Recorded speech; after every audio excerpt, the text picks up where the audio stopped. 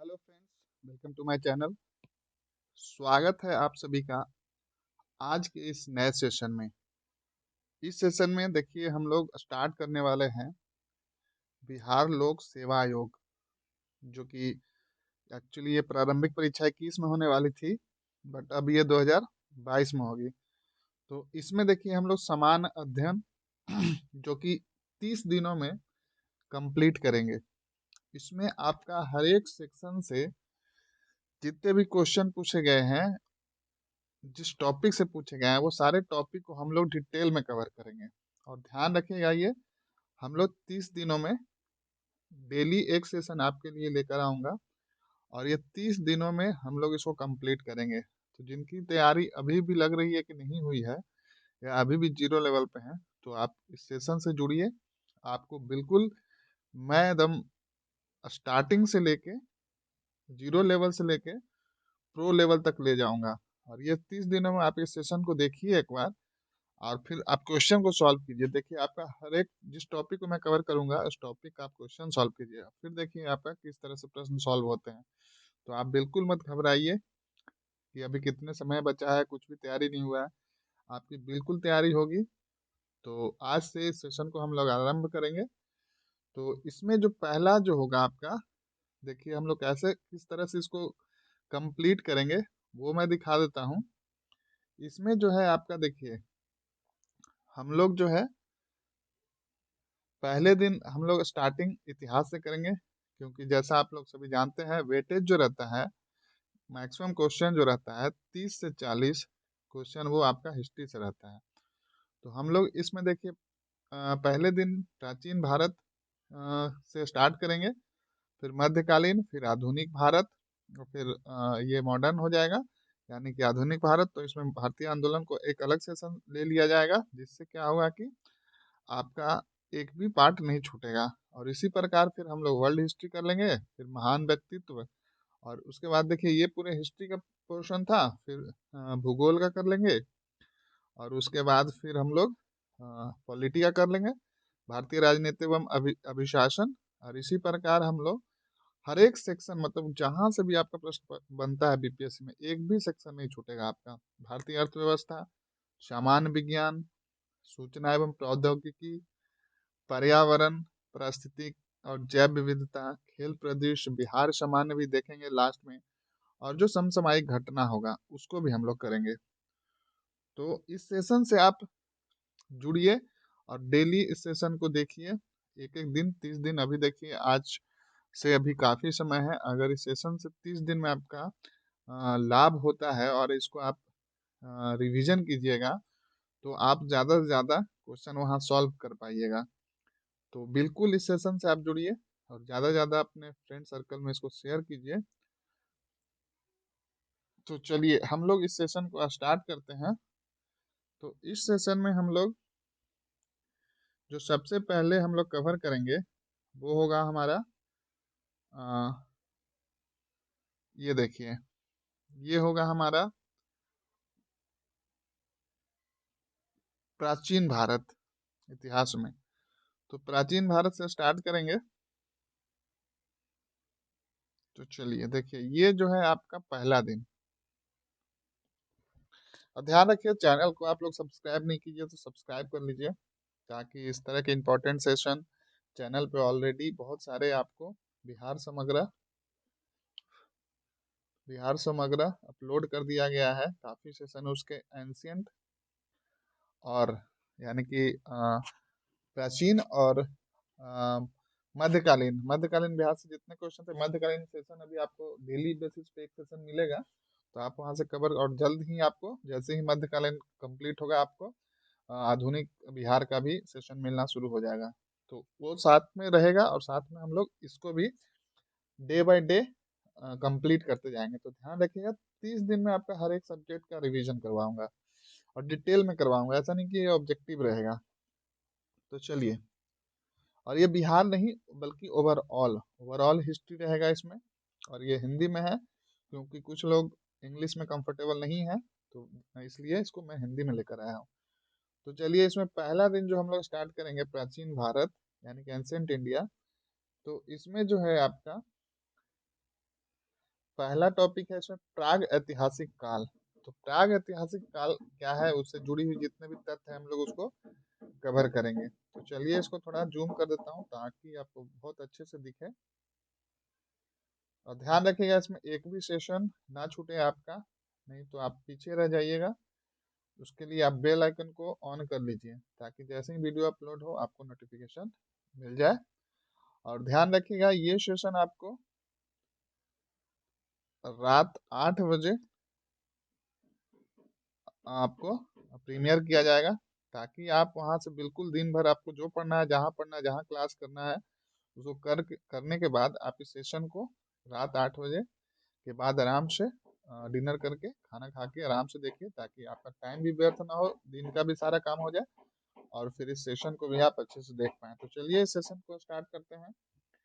और प्राग ऐतिहासिक काल अथवा प्राग ऐतिहासिक काल से तात्पर्य क्या है? इतिहास के उस काल से है जिसकी जानकारी केवल पुरातात्विक साक्ष्यों से ही प्राप्त हो पाती है। ध्यान रखिएगा किससे प्राप्त हो पाती है, तो पुरातात्विक साक्ष्यों से ही प्राप्त हो पाती है। ध्यान रखिएगा इस बात को।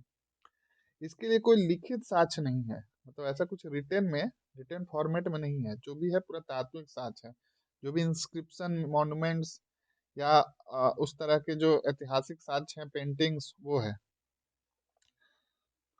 आगे है इसमें प्राग ऐतिहासिक काल में मानव का जीवन पाषाण उपकरणों पर आधारित था। तो ध्यान रखिएगा किस तरह के उपकरणों पे आधारित था, तो पाषाण उपकरणों पे आधारित था। अतः इस काल को पाषाण काल, इसलिए प्राग ऐतिहासिक काल को पाषाण काल भी कहा जाता है। अब ये हो गया। अब हम लोग पढ़ेंगे पूर्व पाषाण काल। तो पूर्व पाषाण काल क्या होता है? तो भारतीय इतिहास में लगभग 35,000 ईसा पूर्व से 10,000 ईसा पूर्व तक, ध्यान रखिएगा इस टाइम पीरियड को, 35,000 ईसा पूर्व से 10,000 ईसा पूर्व तक का काल को हम लोग पूर्व पाषाण काल कहते हैं। ये टाइम पीरियड ऐसे ऑप्शन में देकर पूछा जा सकता है आपसे कि पूर्व पाषाण काल का टाइम पीरियड कितना था, यानी समय काल कितना था। तो 35,000 ईसा पूर्व से 10,000 ईसा पूर्व, इसको ध्यान रखिएगा। भारत में पूर्व पाषाण कालीन सबसे प्राचीन संस्कृति उत्तर पश्चिमी भारत, यानी कि वर्तमान में पाकिस्तान में सोहन नदी के घाटी में रावलपिंडी के निकट प्राप्त हुई है। तो ध्यान रखिएगा कहाँ से प्राप्त हुई है पाषाणकालीन सबसे प्राचीन संस्कृति, तो ध्यान रखिएगा सोहन नदी घाटी में रावलपिंडी के निकट प्राप्त हुई है, जो कि एट प्रेजेंट कहाँ है? पाकिस्तान में है, जिसे सोहन संस्कृति भी कहा जाता है। तो इस बात पे एकदम इसको जोड़ दीजिए, क्वेश्चन आपसे बन जाएगा कि सोहन संस्कृति कहाँ का साक्ष्य कहाँ से प्राप्त हुआ है। तो ध्यान रखिएगा रावलपिंडी, पाकिस्तान से। फिर आपका इस काल में मानव जीवन खानाबदोश था। तो मानव जीवन कैसा था? खानाबदोश, मतलब एक जगह स्टेबल नहीं रहते थे, कभी यहाँ कभी वहाँ। अपने ये फूड को, मतलब खाने को ढूंढने के लिए, जैसे बंजारों का जीवन कैसे होता है उस टाइप से। और कुछ वैसा एग्रीकल्चर वगैरह नहीं था। वो कच्चा मांस एवं वनों से एकत्र कंद एवं फल खाते थे। अग्नि का आविष्कार इसी काल में हुआ। ध्यान रखिएगा अग्नि का आविष्कार पूछ लिया जाएगा आपसे कि कब हुआ, तो ध्यान रखिएगा पूर्व पाषाण काल में हुआ अग्नि का। इस काल में मानव पेड़ों के नीचे और पहाड़ों के गुफाओं में रहते थे। तो देखिए घर भी नहीं था, पेड़ों के नीचे रहते थे और या फिर गुफाओं में रहते थे। इसीलिए इनको क्या कहा गया था? इसे खानाबदोश कहा जाता था, एक जगह कहीं स्टेबल नहीं रहते थे। ध्यान रखेंगे इस बात को। और हाँ, वीडियो को लाइक करना ना भूलें, 1 सेकंड भी नहीं लगेगा आपको क्लिक करने में। देखिए मैं आपके लिए कितने अच्छे अच्छे सेशन लेके आया हूँ, ताकि आपका रिवीजन ज़्यादा से ज़्यादा और हर तरीके से हो, ऑब्जेक्टिव फॉर्मेट में भी हो और ये डिटेल में भी हो। और जो हिंदी है, हिंदी में भी सेशन आपको मिल रहा है, इंग्लिश है, इंग्लिश में भी मिल रहा है। तो बिल्कुल नहीं घबराना है, बस रिवीजन आप करते जाइए, वीडियो को ज़्यादा से ज़्यादा देखिए, आपका बिल्कुल रिवीजन होगा। जितना ज़्यादा रिवीजन कीजिएगा, 10 टॉपिक पढ़ने से अच्छा है 8 टॉपिक पढ़िए, लेकिन इसको 8 को 10 बार रिवीजन कीजिए। और 10 टॉपिक को एक बार पढ़िएगा कोई फायदा नहीं होगा, उससे अच्छा 8 ही टॉपिक पढ़िए लेकिन 10 बार रिवीजन कीजिए। जस्ट फॉर एग्जाम्पल बोल रहा हूँ, कहने का मतलब है कि जितना ज़्यादा रिवीजन करिएगा उतना अच्छा रहेगा आपके लिए। अब इसमें नेक्स्ट है मध्य पाषाण। पूरा यहाँ पे हो गया, देखिए प्राग ऐतिहासिक हो गया यानी कि पाषाण, फिर पाषाण के बाद क्या हो गया? पूर्व, यानी कि पाषाण के बाद फिर हो गया मध्य। मध्य पाषाण काल में क्या होगा? देखिए पूर्व पाषाण काल एवं नव पाषाण काल के बीच संक्रमण काल इतिहास में मध्य पाषाण कहा जाता है। यानी कि पूर्ण पाषाण जो हम लोग पढ़े, पूर्व पाषाण, और उसके बाद नव नव पाषाण, यानी कि नियोलिथिक इंग्लिश में जो बोलते हैं। तो उस काल के बीच में जो है वो क्या हो गया, वो हो गया आपका मध्य पाषाण काल कहलाता है। इसका कालक्रम देखिए 10,000 ईसा पूर्व से कब है, 5,000 ईसा पूर्व। ध्यान रखिएगा, इसे मध्य काल माना जाता है। और इसमें आगे सामान्यतः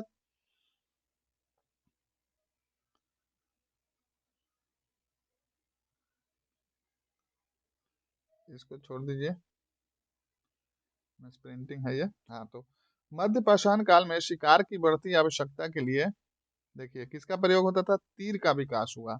साथ ही बढ़ती आवश्यकताओं के कारण मानव में सामूहिकता की भावना का विकास भी मध्य पाषाण काल में हुआ। तो देखिए शिकार करने के लिए क्या यूज करते थे, तीर करते थे। और इसमें जो आपको ध्यान में रखना है वो ध्यान रखिएगा कि बढ़ती आवश्यकताओं के कारण मानव में सामूहिकता की भावना, यानी कि एकजुट होकर काम करने की, सामूहिक रूप से, तो सामूहिकता की भावना का विकास हुआ। कब हुआ, तो ध्यान रखिएगा मध्य पाषाण काल में। अब देखिए जो मोस्ट इंपॉर्टेंट है आपका नव पाषाण काल। यहाँ पे काफी कुछ डेवलपमेंट हुए, बहुत कुछ बदलेगा यहाँ से, तो उसको ध्यान में देखिए। भारतीय इतिहास में लगभग 5,000 ईसा पूर्व से कब, तो 2,500 ईसा पूर्व तक का कालक्रम को हम लोग नवपाषाण काल माना जाता है। ध्यान रखिए, ये क्वेश्चन पूछा गया है, आपको ये टाइम पीरियड भी याद रखना है। 5,000 से लेके 2,500 यानी 2,500 ईसा पूर्व तक कालक्रम को नवपाषाण काल माना जाता है। नवपाषाण काल में मनुष्य द्वारा अपनी विभिन्न आवश्यकताओं के कारण कृषि, घर का निर्माण, बर्तनों का प्रयोग, तो देखिए आवश्यकताओं के कारण क्या क्या हुआ, देखिए कृषि आरंभ हो गया, घर का निर्माण स्टार्ट हो गया, बर्तनों का प्रयोग, पहिए का उपयोग इत्यादि का विकास कर लिया गया। इसलिए ये काफी इंपॉर्टेंट हो जाता है। तो ध्यान रखिएगा, कृषि, घर, बर्तनों और पहियों का उपयोग किस काल में हुआ, तो नवपाषाण काल में स्टार्ट हो गया वहां से। नवपाषाण काल की प्रमुख विशेषता, इस काल में औजारों पर पॉलिश होना था। जो भी औजार थे काफी शार्प थे और काफी मतलब एक तरह से उन पे पॉलिश, यानी कि उससे वो साबित होता है कि वो काफी अच्छे क्वालिटी के डेवलप्ड औजार हो गए थे। नवपाषाण काल में पशुपालन बढ़ गया। देखिए ये भी इम्पोर्टेंट है, पहले कोई एग्रीकल्चर, कोई पशुपालन नहीं था, लेकिन नवपाषाण में पशुपालन बढ़ गया और कृषि कार्य भी होने लगा। तो ये क्वेश्चन आपसे पूछा जाएगा, कृषि ऑप्शन दे दिया जाएगा आपसे कि कृषि कार्य व पशुपालन किस काल में आरंभ हुआ, तो ध्यान रखिएगा वो आपका नवपाषाण काल में आरंभ हुआ। पहिए का आविष्कार भी इसी काल में हुआ था। तो ये हो गया हम लोग देख लिए। अब यहाँ से देखिए, यहाँ से ये जो टॉपिक है आपका, वन क्वेश्चन आप फिक्स मान लीजिए, सिंधु घाटी सभ्यता यानी कि हड़प्पा संस्कृति। एक क्वेश्चन तो आपका यहाँ से एकदम श्योर शॉट है, आप प्रीवियस ईयर का क्वेश्चन उठाकर देख सकते हैं। तो देखिए सिंधु घाटी की सभ्यता भारत की ही नहीं बल्कि विश्व की प्राचीनतम सभ्यताओं में से एक है। क्या है ये, भारत की नहीं बल्कि विश्व की प्राचीनतम में से एक है। इस सभ्यता का सर्वप्रथम उत्खनित स्थल पश्चिमी पंजाब, वर्तमान पाकिस्तान में रावी नदी के तट पर हड़प्पा था। तो देखिए इस जो संस्कृति था उसका पहला उत्खनित मतलब इसको ढूंढा गया, इसको खोदा गया। तो कहाँ, तो ये कहाँ किया गया, तो वर्तमान पाकिस्तान में है, जो कि रावी नदी के तट पर है, और उसका नाम क्या है, तो हड़प्पा। ध्यान रखिएगा, इसलिए इस सभ्यता को हड़प्पा संस्कृति भी कहा जाता है। सिंधु घाटी की सभ्यता का काल, तो देखिए इसका काल क्या है, टाइम पीरियड क्या है, तो 2300 ईसा पूर्व से 1750 ईसा पूर्व के मध्य माना जाता है। अब देखिए जो क्वेश्चन आपसे पूछा जाता है, सिंधु घाटी की सभ्यता के प्रमुख स्थल, वर्तमान पाकिस्तान में स्थित स्थल, तो देख लीजिए ये जितने ऊपर वाले दिए गए हैं वो सारा पाकिस्तान में है। तो देख लीजिए हड़प्पा तो कौन से रीजन में है, तो पंजाब प्रांत में है। किनके द्वारा खोजा गया था, एकदम वीवीआई कर लीजिए इसको, ये क्वेश्चन आपका श्योर है यहाँ से। तो चलिए हड़प्पा कहाँ है, पंजाब प्रांत में। खोजकर्ता कौन थे, तो ध्यान रखिएगा दयाराम साहनी थे। और किस वर्ष में हुआ था इसकी खोज, तो ध्यान रखिएगा 1921 में हुआ। फिर आपका मोहनजोदाड़ो, मोहनजोदड़ो ये किस प्रांत में है, तो सिंध में है। और इसके जो खोज करता है वो कौन है, तो राखल दास बनर्जी हैं। और ये देखिए 21 के बाद सीधे 22 में हुआ था। अब देखिए जो तीसरा है वो है सुत कांगेडोर, शुद्ध कांगडोर जो कि बलूचिस्तान में है, और इसके खोजकर्ता तो थे वो थे आर्थर स्टाइन। और ये कब हुआ था?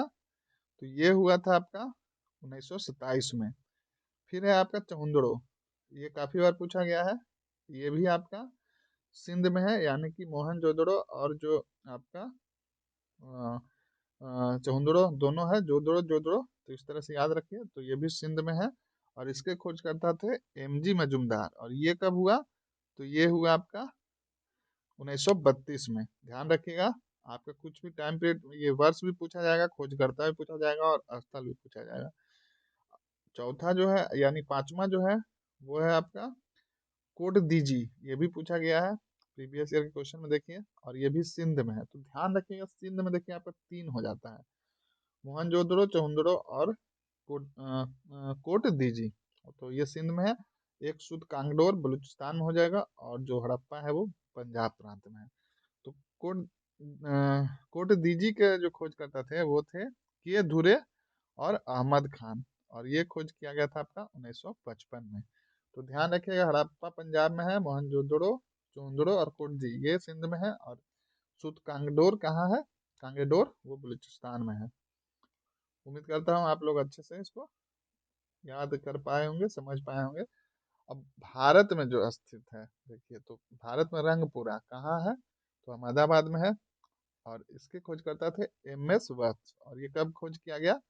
1937 में। फिर है कालीबंगा, काफी बार पूछा गया एग्जाम में, गंगानगर में है। ये घोष से खोज करता है, और ये 1953 में खोज किया गया। इंपॉर्टेंट है सारा, ध्यान से देखिए। फिर है आपका रोपड़। रोपड़ है जो कि पंजाब प्रांत में है, और ये ध्यान रखिए भारत वाले पंजाब प्रांत में है। इसके खोज करता है यज्ञदत्त, और इसका खोज हुआ 1953 से 56 के बीच में। फिर है लोथल जो कि गुजरात में है, नियर अहमदाबाद। और इसके खोज करता है एस आर राव, और ये 1957 यानी 1957 में खोजा गया। फिर है सुर कोतड़ा, ध्यान रखिएगा ये सुर कोतड़ा है, और वो था आपका सुत कांगडोर, कंफ्यूज नहीं होना है। तो सुर कोतड़ा जो है वो है आपका कहाँ? ये है आपका कच्छ में। और इसके खोज करता है जगपति जोशी, और ये कब खोजा गया? 1964 में। फिर आपका बनावली जो कि हिसार में है, यानी कि हरियाणा में। और ये आपका खोजा गया रणधीर सिंह बिष्ट के द्वारा 1974 यानी 1974 में। फिर है धौलावीरा, ये भी काफी बार पूछा गया, जो कि कच्छ में है, यानी कि गुजरात में। और ये खोजा गया रणधीर सिंह बिष्ट, जो कि बनावली का भी खोज करता था, एवं जगतपति जोशी जो कि सुरकोतरा के भी खोज करता था। ये दोनों के द्वारा किया गया, और ये किया गया कब? 1991 में। तो उम्मीद करता हूँ आपको ये सारा समझ में आया होगा। नेक्स्ट सेशन है, सॉरी नेक्स्ट सेशन बोला हूँ, नेक्स्ट जो पॉइंट है उसमें देख लेते हैं। इस सभ्यता, यानी कि किस सभ्यता? सिंधु घाटी सभ्यता के स्थल पाकिस्तान और भारत दोनों देशों में पाए जाते हैं। ठीक है। हड़प्पा तथा मोहनजोदड़ो को स्टुअर्ट पिगट ने इस सभ्यता की जुड़वा राजधानी माना था। तो देखिए, इस तरह से प्रश्न पूछा जाता है कि हड़प्पा संस्कृति को जुड़वा राजधानी कौन माना था, हड़प्पा और मोहनजोदड़ो को? तो ध्यान रखिएगा, वो माना गया था आपका स्टुअर्ट पिगट के द्वारा। फिर है आपका सिंधु घाटी सभ्यता का संपूर्ण क्षेत्र का आकार त्रिभुजाकार है। देखिए, सिंधु घाटी सभ्यता का पूर्ण क्षेत्र का आकार कैसा है? तो उसको एक तरह से त्रिभुजाकार बोला गया है। इसका क्षेत्रफल लगभग 13 लाख वर्ग किलोमीटर है, यानी 13 लाख स्क्वायर किलोमीटर। फिर आपका सिंधु घाटी सभ्यता का विस्तार भारत में उत्तर में जम्मू से लेकर दक्षिण में नर्मदा के मुहाने भगत राव तक है। देखिए, तो भारत में पूछा जाएगा कि सिंधु घाटी सभ्यता का विस्तार कहाँ से है, तो ध्यान रखिएगा जम्मू में, जम्मू से लेके नर्मदा के मुहाने भगत राव तक, पूर्व और पूर्व में पश्चिम उत्तर प्रदेश के आलिमगीरपुर तक, पूर्व में यानी कि नॉर्थ साउथ। इधर जम्मू हो गया, यहाँ देखिए इधर हो गया आपका नर्मदा के मुहाने भगत राव तक, और इधर जो हो गया आपका आलमगीर, आलमगीर तक हो गया। और जो कि मेरठ में है, से लेकर पश्चिम में मकरान तट तक है। आगे आगे देख लेते हैं। इसमें सिंधु घाटी सभ्यता के निर्माता द्रविड़ थे। कौन थे इसके निर्माता? ध्यान रखिएगा, द्रविड़ थे। सिंधु घाटी के लोगों के द्वारा प्रयुक्त भाषा आज भी पूरी तरह पढ़ी नहीं जा सकी है, ध्यान रखिएगा। सिंधु घाटी सभ्यता कांस्य युगीन था, तो किस तरह का था, तो ये कांस्य युगीन थी। नेक्स्ट है आपका सिंधु घाटी सभ्यता के प्रमुख स्थल मोहनजोदड़ो का शाब्दिक अर्थ है। तो मोहनजोदड़ो का शाब्दिक अर्थ क्या है, मृतकों का टीला। ये भी क्वेश्चन पूछा गया है आपसे एग्जाम में कि ये मोहनजोदड़ो का शाब्दिक अर्थ क्या है, तो ध्यान रखिएगा मृतकों का टीला। नेक्स्ट है इसमें, यह सिंधु नदी किनारे स्थित था, यहाँ एक विशाल स्नानागार स्थित है। मोहनजोदड़ो सिंधु सभ्यता के शहरों में सबसे बड़ा है। ध्यान रखिएगा सबसे बड़ा कौन है, तो मोहनजोदड़ो है। सिंधु घाटी की सभ्यता सबसे अपने समय की अति विकसित एवं सुसंस्कृत लोगों की नगरीय व्यवस्था थी। मतलब एक तरह से काफी डेवलप्ड और वेल मैनेज्ड व्यवस्था थी, नगरीय व्यवस्था। ध्यान रखिएगा। इस सभ्यता की सबसे महत्वपूर्ण विशेषता उसकी नगर योजना प्रणाली थी। और इस सबसे महत्वपूर्ण क्या था इसमें, कि नगर योजना प्रणाली थी, यानी कि आपका जो सिटी, जो एक प्लान्ड सिटी के तरीके से बोल सकते हैं। जैसे अभी स्मार्ट सिटी जो अभी चल रहा है स्कीम इंडिया में, तो उस तरह से ही कुछ मान के चलिए कि काफी उस समय काल में भी उस तरह का डेवलप्ड वो सिटी था, मतलब नगर नगर योजना प्रणाली थी। अब आगे है इसमें सिंधु घाटी सभ्यता की अर्थव्यवस्था। तो देखिए किस तरह का था, जैसे आज भी हम लोग इंडियन इकोनॉमी कैसा है, तो मिक्स्ड इकोनॉमी बोलते हैं। मिस्र मिस्र मिस्र बोला जाता है। तो उस समय का जो अर्थव्यवस्था था वो किस तरह का था, तो कृषि प्रधान थी। ध्यान रखिएगा। सिंधु घाटी व्यापार सिंधु क्षेत्र तक सीमित नहीं था। इसका व्यापार था सिर्फ सिंधु क्षेत्र तक नहीं था, बल्कि यह मिस्र, मेसोपोटामिया यानी कि वर्तमान इराक और मध्य एशियाई देशों तक विस्तृत था। देखिए उस समय भी इंटरनेशनल ट्रेड होता था, तो उसी से आप अंदाजा लगा सकते हैं कि उस समय कितना डेवलपमेंट, मतलब इस क्षेत्र में सिंधु घाटी सभ्यता कितना डेवलप था। सिंधु सभ्यता के लोग सूती और ऊनी दोनों प्रकार के वस्त्र पहनते थे। तो कॉटन और प्लस ऊनी यानी कि वूल दोनों पहनते थे। ध्यान रखिएगा। हड़प्पा संस्कृति के लोगों की कला के प्रति विशेष अभिरुचि थी। तो जो हड़प्पा के लोग थे उनकी कला के प्रति विशेष अभिरुचि थी, काफी इंटरेस्ट लेते थे इसमें। इस सभ्यता के सर्वोत्तम कलाकृतियां उसकी मोहरें हैं। तो देखिए क्या थी उस काल की सर्वश्रेष्ठ कलाकृतियां, तो उसकी मोहरें हैं, जो अब तक लगभग 2000 से अधिक प्राप्त हो चुकी हैं। आगे देख लेते हैं इसमें, सिंधु सभ्यता के लोग शाकाहारी व मांसाहारी दोनों प्रकार का भोजन करते थे। सिंधु सभ्यता के लोग धार्मिक उत्सव एवं समारोह धूमधाम से मनाते थे, जैसा कि आज भी हम लोग करते हैं। सिंधु घाटी सभ्यता का प्रधान बंदरगाह, देखिए ये इंपॉर्टेंट है, काफी बार पूछा गया, लोथल, जो कि अहमदाबाद के पास है, गुजरात में। तो लोथल काफी जो प्रधान बंदरगाह यानी कि पोर्ट था। ध्यान रखिएगा इस बात को, ये प्रश्न काफी बार पूछा गया है। नए लोग हैं वो देख लीजिए इसको, जो पुराने लोग हैं जो तैयारी कर रहे हैं पहले से, उनको तो ये याद ही होगा। तो बस आप ध्यान रखिएगा इसको। अब देखिए यहाँ से हम लोग सिंधु घाटी सभ्यता के बाद अब हम लोग पढ़ेंगे वैदिक सभ्यता। तो वैदिक सभ्यता में जो है वो है पहला ऋग्वैदिक काल, जिसका टाइम पीरियड है 1500 ईसा पूर्व से 1000 ईसा पूर्व। ध्यान रखिएगा इस बात को। वैदिक सभ्यता की जानकारी के प्रमुख स्रोत, जो प्रश्न देखिए पूछा जाता है कि कहाँ है प्रमुख स्रोत, तो वेद है, इसलिए इसे वैदिक सभ्यता के नाम से भी जाना जाता है। तो वैदिक संस्कृति सभ्यता के निर्माता आर्य थे। तो देखिए वैदिक सभ्यता के निर्माता कौन थे, ये आर्य थे। इनका भारत आगमन लगभग 1500 ईसा पूर्व में हुआ था। आर्य लोग भारत में बाहर से आए थे। ध्यान रखिएगा, आर्य यहाँ के नहीं थे बल्कि बाहर से आए थे, इसलिए इनके मूल निवास स्थान को लेकर विद्वानों ने अलग अलग विचार व्यक्त किए हैं। तो देखिए आर्यों के मूल स्थान संबंधित विभिन्न मत। तो मूल स्थान और प्रतिपादक, तो देखिए भारत कहाँ से माना जाता है, तो देखिए मध्य प्रदेश, कश्मीर। तो मध्य प्रदेश से किनके द्वारा ये किया गया था, तो डॉक्टर राजबली पांडे जी के द्वारा। कश्मीर जो है किसके द्वारा मूल स्थान बोला गया था, तो एल डी कल्ला के द्वारा। और सप्त सिंधु प्रदेश ये बोला गया था एस सी दास एवं डॉक्टर पूर्णानंद के द्वारा। तिब्बत तिब्बत किनके द्वारा बोला गया था, स्वामी दयानंद के द्वारा। किनके द्वारा बोला गया था, के द्वारा। ये भारत में, अब एशिया में देखिए, एशिया बोला गया था, बोला गया था द्वारा, मैदान बोला गया, मैदान बोला गया था सैंडस्टोन के द्वारा।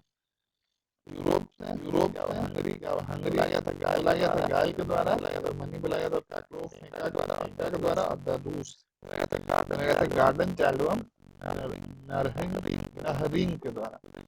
देखिए ये इससे तो उतना प्रश्न नहीं आता है, फिर भी आप एक बार देख लीजिए जहाँ से प्रश्न पूछे गए हैं प्रीवियस ईयर में, मैं बिल्कुल उसको आपको अलग से हाईलाइट करके बताऊंगा, जोर देकर कि हाँ ये प्रश्न काफ़ी इंपॉर्टेंट है। तो उसके लिए आप घबराइए नहीं, बस सेशन में बने रहिए, वीडियो को लाइक करते रहिए, ज़्यादा से ज़्यादा शेयर करते रहिए।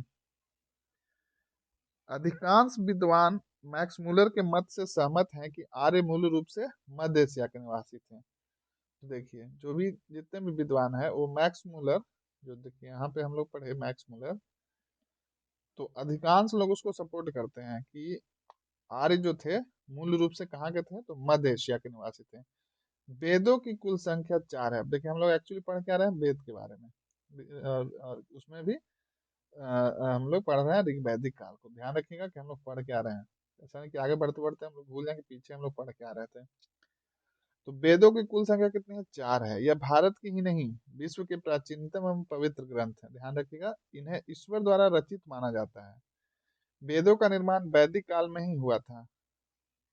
4 वेद इस प्रकार हैं, ऋग्वेद, सामवेद, यजुर्वेद और अथर्ववेद।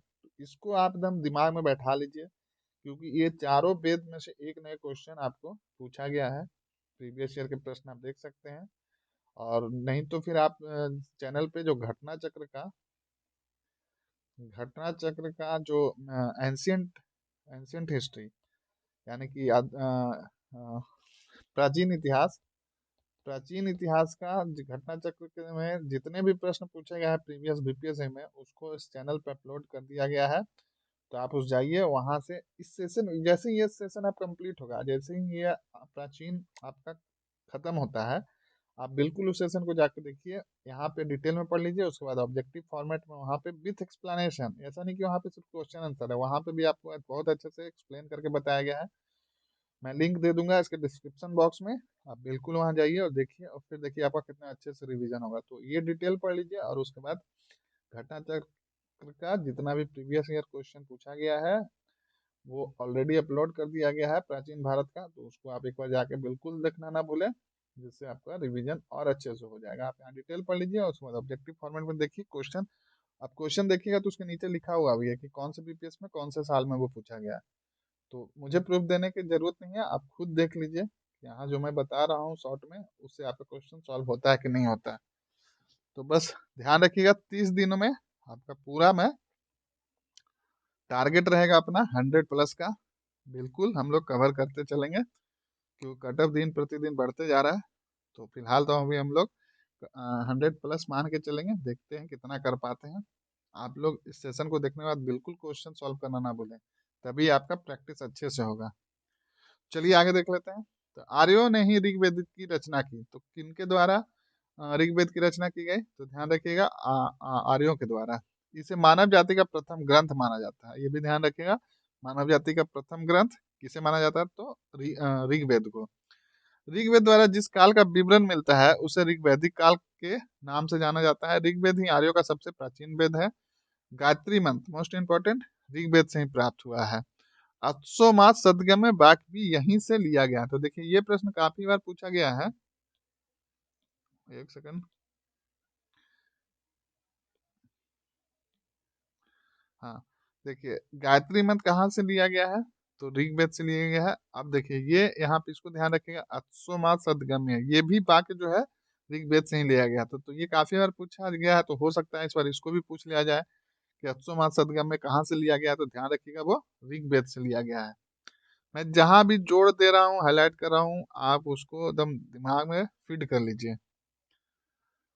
अब आगे देखिए, ऋग्वैदिक काल समाज किस तरह का था, यह भी प्रश्न पूछा गया है। तो पितृसत्तात्मक, यानी कि पुरुष प्रधान था। ये समाज जो था ऋग्वैदिक समाज कैसा था, पुरुष प्रधान था। और आर्यों की भाषा मोस्ट इंपॉर्टेंट, ये भी पूछा गया है, कौन सी भाषा प्रयोग करते थे वो, तो संस्कृत उनकी प्रमुख भाषा थी। आर्यों के समय समाज में 4 वर्ण थे। तो कौन कौन से थे देख, ब्राह्मण थे, क्षत्रिय, वैश्य।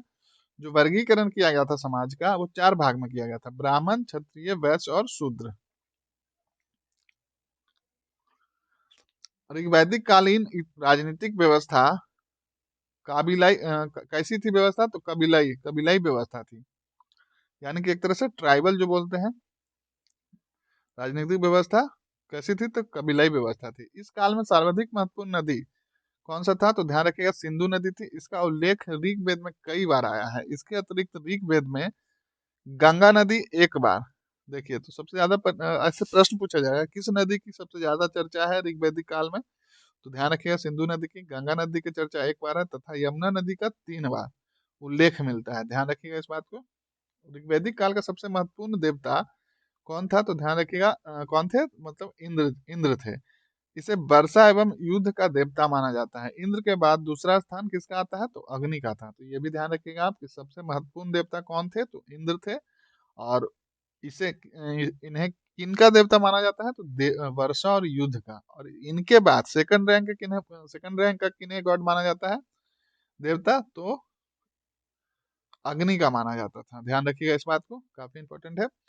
अब है ऋग्वैदिक काल में सती प्रथा का प्रचलन नहीं था, ध्यान रखिएगा नहीं था। जिसे बाद में राजा राम मोहन रॉय के द्वारा काफी प्रयास किया गया था उसे बंद करवाने के लिए। तो देखिए ये काल कितना अच्छा था, उस समय ये ऋग्वैदिक काल नहीं था। ध्यान रखिएगा इस बात को। इस काल में संयुक्त परिवार की प्रथा का प्रचलन था। तो ज्वाइंट फैमिली देखिए उस समय भी प्रचलित था, ज्वाइंट फैमिली यानी कि संयुक्त परिवार।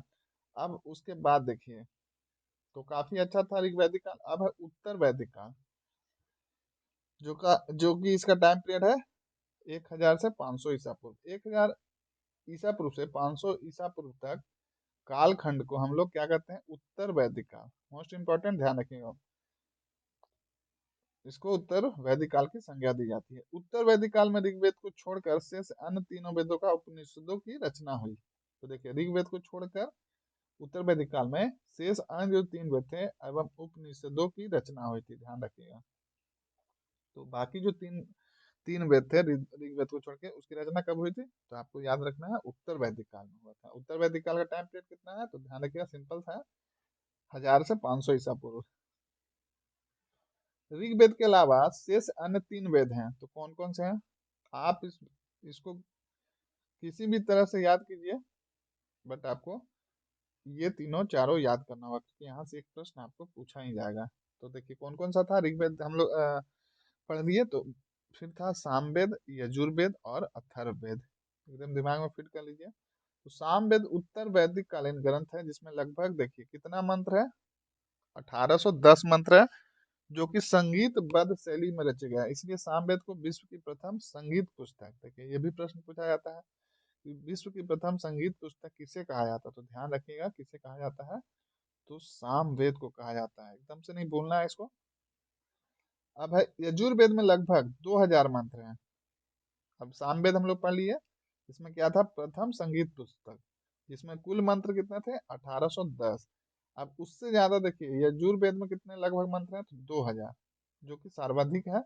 और इस ग्रंथ में यज्ञों से संबंधित मंत्र हैं। तो देखिए इसमें था संगीत से संबंधित, और इसमें यज्ञ है, यजुर यज्ञ, ध्यान रखिए। साम साम म्यूजिक, जैसे हम लोग इसको ट्रिक से याद कर लीजिए, जो जनरली क्या होता है हम लोग शाम में म्यूजिक सुनना पसंद करते हैं। तो शाम यानी म्यूजिक यानी कि संगीत, शाम संगीत, ध्यान रखिएगा।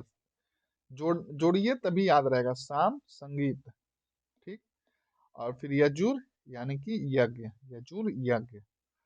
और आगे देख लेते हैं। एंड अथर्ववेद में वैदिक संस्कृति के अतिरिक्त अन्य संस्कृतियों का भी समावेश है। इस वेद की रचना अंत में हुई। तो सबसे अंत में जिसकी रचना हुई वो कौन सा वेद है, तो वो है अथर्ववेद, ध्यान रखिएगा। इसमें आयुर्वेदिक चिकित्सा संबंधी मंत्र भी है। तो देखिए अथर्व यानी आयुर्वेद, तो सिंपल कितना आपको याद रखना आसान हो गया। देखिए शाम मतलब संगीत, यजुर मतलब यज्ञ, अथर्व मतलब आयुर्वेद। तो बस कीवर्ड को पकड़िए और किसी तरह जोड़िए और इसको याद रखिए। उम्मीद करता हूँ कि आपको अब कंफ्यूजन नहीं होगा। आप क्वेश्चन उठा के देखिए, क्वेश्चन बैंक को सामने रखिए, खोल के क्वेश्चन को देखिए कि आपको ये यहाँ से क्वेश्चन पूछा गया है कि नहीं, और कितनी बारंबार पूछा गया है ये, कि कौन से वेद में किसकी मतलब ये है एक्सप्लेनेशन है, किससे जुड़ा हुआ है। क्वेश्चन का पैटर्न बदलेगा पर जो कंटेंट है, बेसिक जो है फंडामेंटल, उसका कभी चेंज नहीं होगा। ये ध्यान में रखिए, चाहे क्वेश्चन कितना भी टफ हो जाए या कितना भी आसान हो, जो मूल है क्वेश्चन का रूप, जो कंटेंट है आपका, वही रहेगा। तो उम्मीद करता हूँ अब ये आप नहीं भूलेंगे। वेदों को लिपिबद्ध करके इनकी रचना करने का श्रेय महर्षि वेद व्यास को है। तो देखिए ये इंपॉर्टेंट हो जाता है, लिपिबद्ध करके इनकी रचना करने का श्रेष्ठ किनको है, तो महर्षि वेद व्यास को है। अब उपनिषदों का अर्थ, वह विद्या जो गुरु के समीप बैठकर सीखी जाती है। तो उपनिषद का अर्थ क्या होता है, वह विद्या जो गुरु के समीप बैठकर सीखी जाती है। उपनिषदों में दार्शनिक बातों को गुरु शिष्य के मध्य प्रश्नोत्तर के माध्यम से सूत्र शैली में समझाया गया। देखिए आधे लोग को तो यही नहीं समझ में आता कि उपनिषद होता क्या है। तो उपनिषद में क्या है, देखिए दार्शनिक बातों को, यानी कि फिलॉसफी को गुरु शिष्य के मध्य प्रश्नोत्तर के माध्यम से, मतलब क्वेश्चन आंसर के फॉर्मेट में सूत्र शैली में समझाया गया है। प्रमुख उपनिषद जो मोस्ट इंपॉर्टेंट है, मुंडक उपनिषद, काफी बार पूछा गया है ये। इस उपनिषद में एक मंत्र से भारत का राष्ट्रीय वाक्य सत्यमेव जयते लिया गया। तो देखिए आपसे ये प्रश्न काफी बार पूछा गया है कि सत्यमेव जयते किस उपनिषद से लिया गया है, तो ध्यान रखिएगा वो मुंडक उपनिषद से लिया गया है। उपनिषदों की कुल संख्या कितना है, ये भी प्रश्न पूछा गया है, तो 108 है, किंतु प्रामाणिक उपनिषद केवल 12 ही है। ध्यान रखिएगा, कीवर्ड को ध्यान रखिएगा, बीपीएससी 5वां ऑप्शन देकर आपको फंसा सकता है। तो कुल संख्या पूछी जाए तो 108, और प्रामाणिक उपनिषद केवल पूछा जाए तो कितने हैं, तो 12 हैं। तो कंफ्यूज नहीं होना अगर ऑप्शन में 108 और 12 दोनों रहा तो। उत्तर वैदिक काल में मनुष्य का जीवन आश्रम व्यवस्था के अनुसार था। तो देखिए जीवन व्यवस्था कैसा था, तो आश्रम व्यवस्था के अनुसार व्यवस्थित था। मनुष्य की आयु लगभग 100 वर्ष मानते हुए उसे 4 भागों में विभाजित किया गया था, जिन्हें आश्रम कहते थे। अब देखिए आश्रम व्यवस्था के अनुसार सर्वप्रथम, देखिए ये इंपॉर्टेंट है, यहाँ से क्वेश्चन पूछा गया है। 25 वर्ष की आयु को क्या कहते थे, ब्रह्मचर्य, जिसमें शिष्य के रूप में अध्ययन किया जाता था। और दूसरा जो था गृहस्थ, इसका टाइम पीरियड क्या था, 25 वर्ष से 50 वर्ष तक। विवाहित एवं पारिवारिक जीवन के कार्य। तीसरा था वानप्रस्थ, यानी 50 से 75, आत्मचिंतन सामाजिक उत्थान हेतु किया जाता था। और अंतिम जो था संन्यास, 75 वर्ष से मृत्यु तक, यानी कि लगभग 100 वर्ष मान के बांटा गया। तो सिंपल है, 25 25 25 आपको करते जाना है, तो कंफ्यूजन नहीं होना। पहला ब्रह्मचर्य, फिर आपका है गृहस्थ, और फिर है आपका वानप्रस्थ, और उसके बाद है फिर आत्मचिंतन और सामाजिक उत्थान हेतु किया जाता था। और अंतिम, हाँ ये था आपका तीसरा, और अंतिम जो था संन्यास, 75 वर्ष की मृत्यु तक समाज से दूर रहना, सब कुछ त्याग कर ईश्वर के ध्यान किया जाता था। तो ये ध्यान रखिएगा कि आश्रम व्यवस्था कैसा था। क्वेश्चन अगर किसी तरह से आपको घुमा कर पूछा गया तो बस ये 4 पॉइंट इसमें याद रखना था, 25 25 वर्षों में बांट देना है। आगे देख लेते हैं। उत्तर वैदिक काल में ब्राह्मणों का स्थान क्या था, सर्वश्रेष्ठ था, ध्यान रखिएगा। ऋग वैदिक काल में जहाँ स्त्रियों को सम्मान प्राप्त था, वहीं उत्तर वैदिक काल में स्त्रियों को निम्न दर्जा दिया गया। देखिए बदलाव आ गया, जहां वहां पे सर्वोच्च सम्मान मिलता था स्त्रियों को ऋग वैदिक काल में, वहीं उत्तर वैदिक काल में निम्न दर्जा दिया गया। अब देखिए, अब है यहाँ पे धार्मिक आंदोलन। ये एंशियंट इंडिया मतलब एंशियंट का है, यानी कि प्राचीन का, आप इसे धार्मिक आंदोलन। आधुनिक भारत का मत समझ लीजिएगा। तो देखिए यहाँ पे वैदिक काल के अंतिम चरण तक वैदिक धर्म में अनेक रूढ़ियों, कठोरता एवं कर्मकांडों के कारण लोगों में असंतोष उत्पन्न हुआ। इस कारणों से 6ठी शताब्दी ईसा पूर्व में भारत में कई नए धर्म संप्रदायों का जन्म हुआ। 6ठी शताब्दी ईसा पूर्व तक 5वीं शताब्दी ईसा पूर्व में स्थापित प्रमुख संप्रदाय थे। तो देखिए कौन कौन सा धर्म उसमें जन्म हुआ किसका, तो बौद्ध धर्म जो कि गौतम बुद्ध द्वारा प्रतिपादित किया गया था, और जैन धर्म जो कि महावीर द्वारा प्रतिपादित था। तो अब देखिए इसको तो आप कभी भूल ही नहीं सकते हैं, बिहार का या कोई भी किसी भी कैसा भी एग्जाम जहाँ पे आपका जनरल नॉलेज पूछा जाए, बुद्ध से और जैन से क्वेश्चन आया है। तो चलिए, तो हम लोग देख लेते हैं इसमें। बौद्ध धर्म की स्थापना महात्मा बुद्ध द्वारा की गई थी। इनका जन्म 563 ईसा पूर्व में नेपाल की तराई में स्थित कहाँ हुआ था, तो कपिल वस्तु के लुम्बिनी नामक स्थान पर हुआ था। महात्मा बुद्ध के बचपन का नाम सिद्धार्थ था। जो मैं ऐसे मतलब सर्कल करते जा रहा हूँ उसको आप ध्यान में रखिएगा, जो जो क्वेश्चन पूछा जाएगा। तो लुम्बिनी, कपिलवस्तु, सिद्धार्थ और जन्म, तो ये तो आप लोग को याद ही होगा। इनके पिता का नाम शुद्धोधन, जो कि वज्जी संघ के शाक्यगण के प्रमुख थे, तथा इनकी माता कौशल की राजकुमारी थी। सिद्धार्थ के जन्म के बाद उनकी माता का निधन हो गया और इनका पालन पोषण इनकी मौसी प्रजापति गौतमी ने किया था, इसलिए सिद्धार्थ का गौतम भी कहा जाता है। सिद्धार्थ को युवा अवस्था से ही सांसारिक कार्यों से अधिक मोह नहीं था, ध्यान रखिएगा। एक दिन वो अपने सारथी चान, इंपॉर्टेंट है, ध्यान रखिएगा कौन था सारथी उनका, चान के साथ नगर भ्रमण के दौरान एक जर्जर वृद्ध, एक दुखी रोगी एवं एक शव देखकर दुखी हो गए, किंतु एक शांत चित्त सन्यासी को देखकर उन्हें शांति मिली और उनके मन में वैराग्य उत्पन्न हुआ। 29 वर्ष की आयु में सिद्धार्थ ने, देखिए कब कितने वर्ष की आयु में सिद्धार्थ ने गृह त्याग किया था तो 29 वर्ष की आयु में चुपचाप गृह त्याग कर दिया। सिद्धार्थ ने जीवन की इस घटना को, मोस्ट इंपॉर्टेंट आपको याद कर लेना है, इसी को कहा जाता है महावनिष्क्रमण।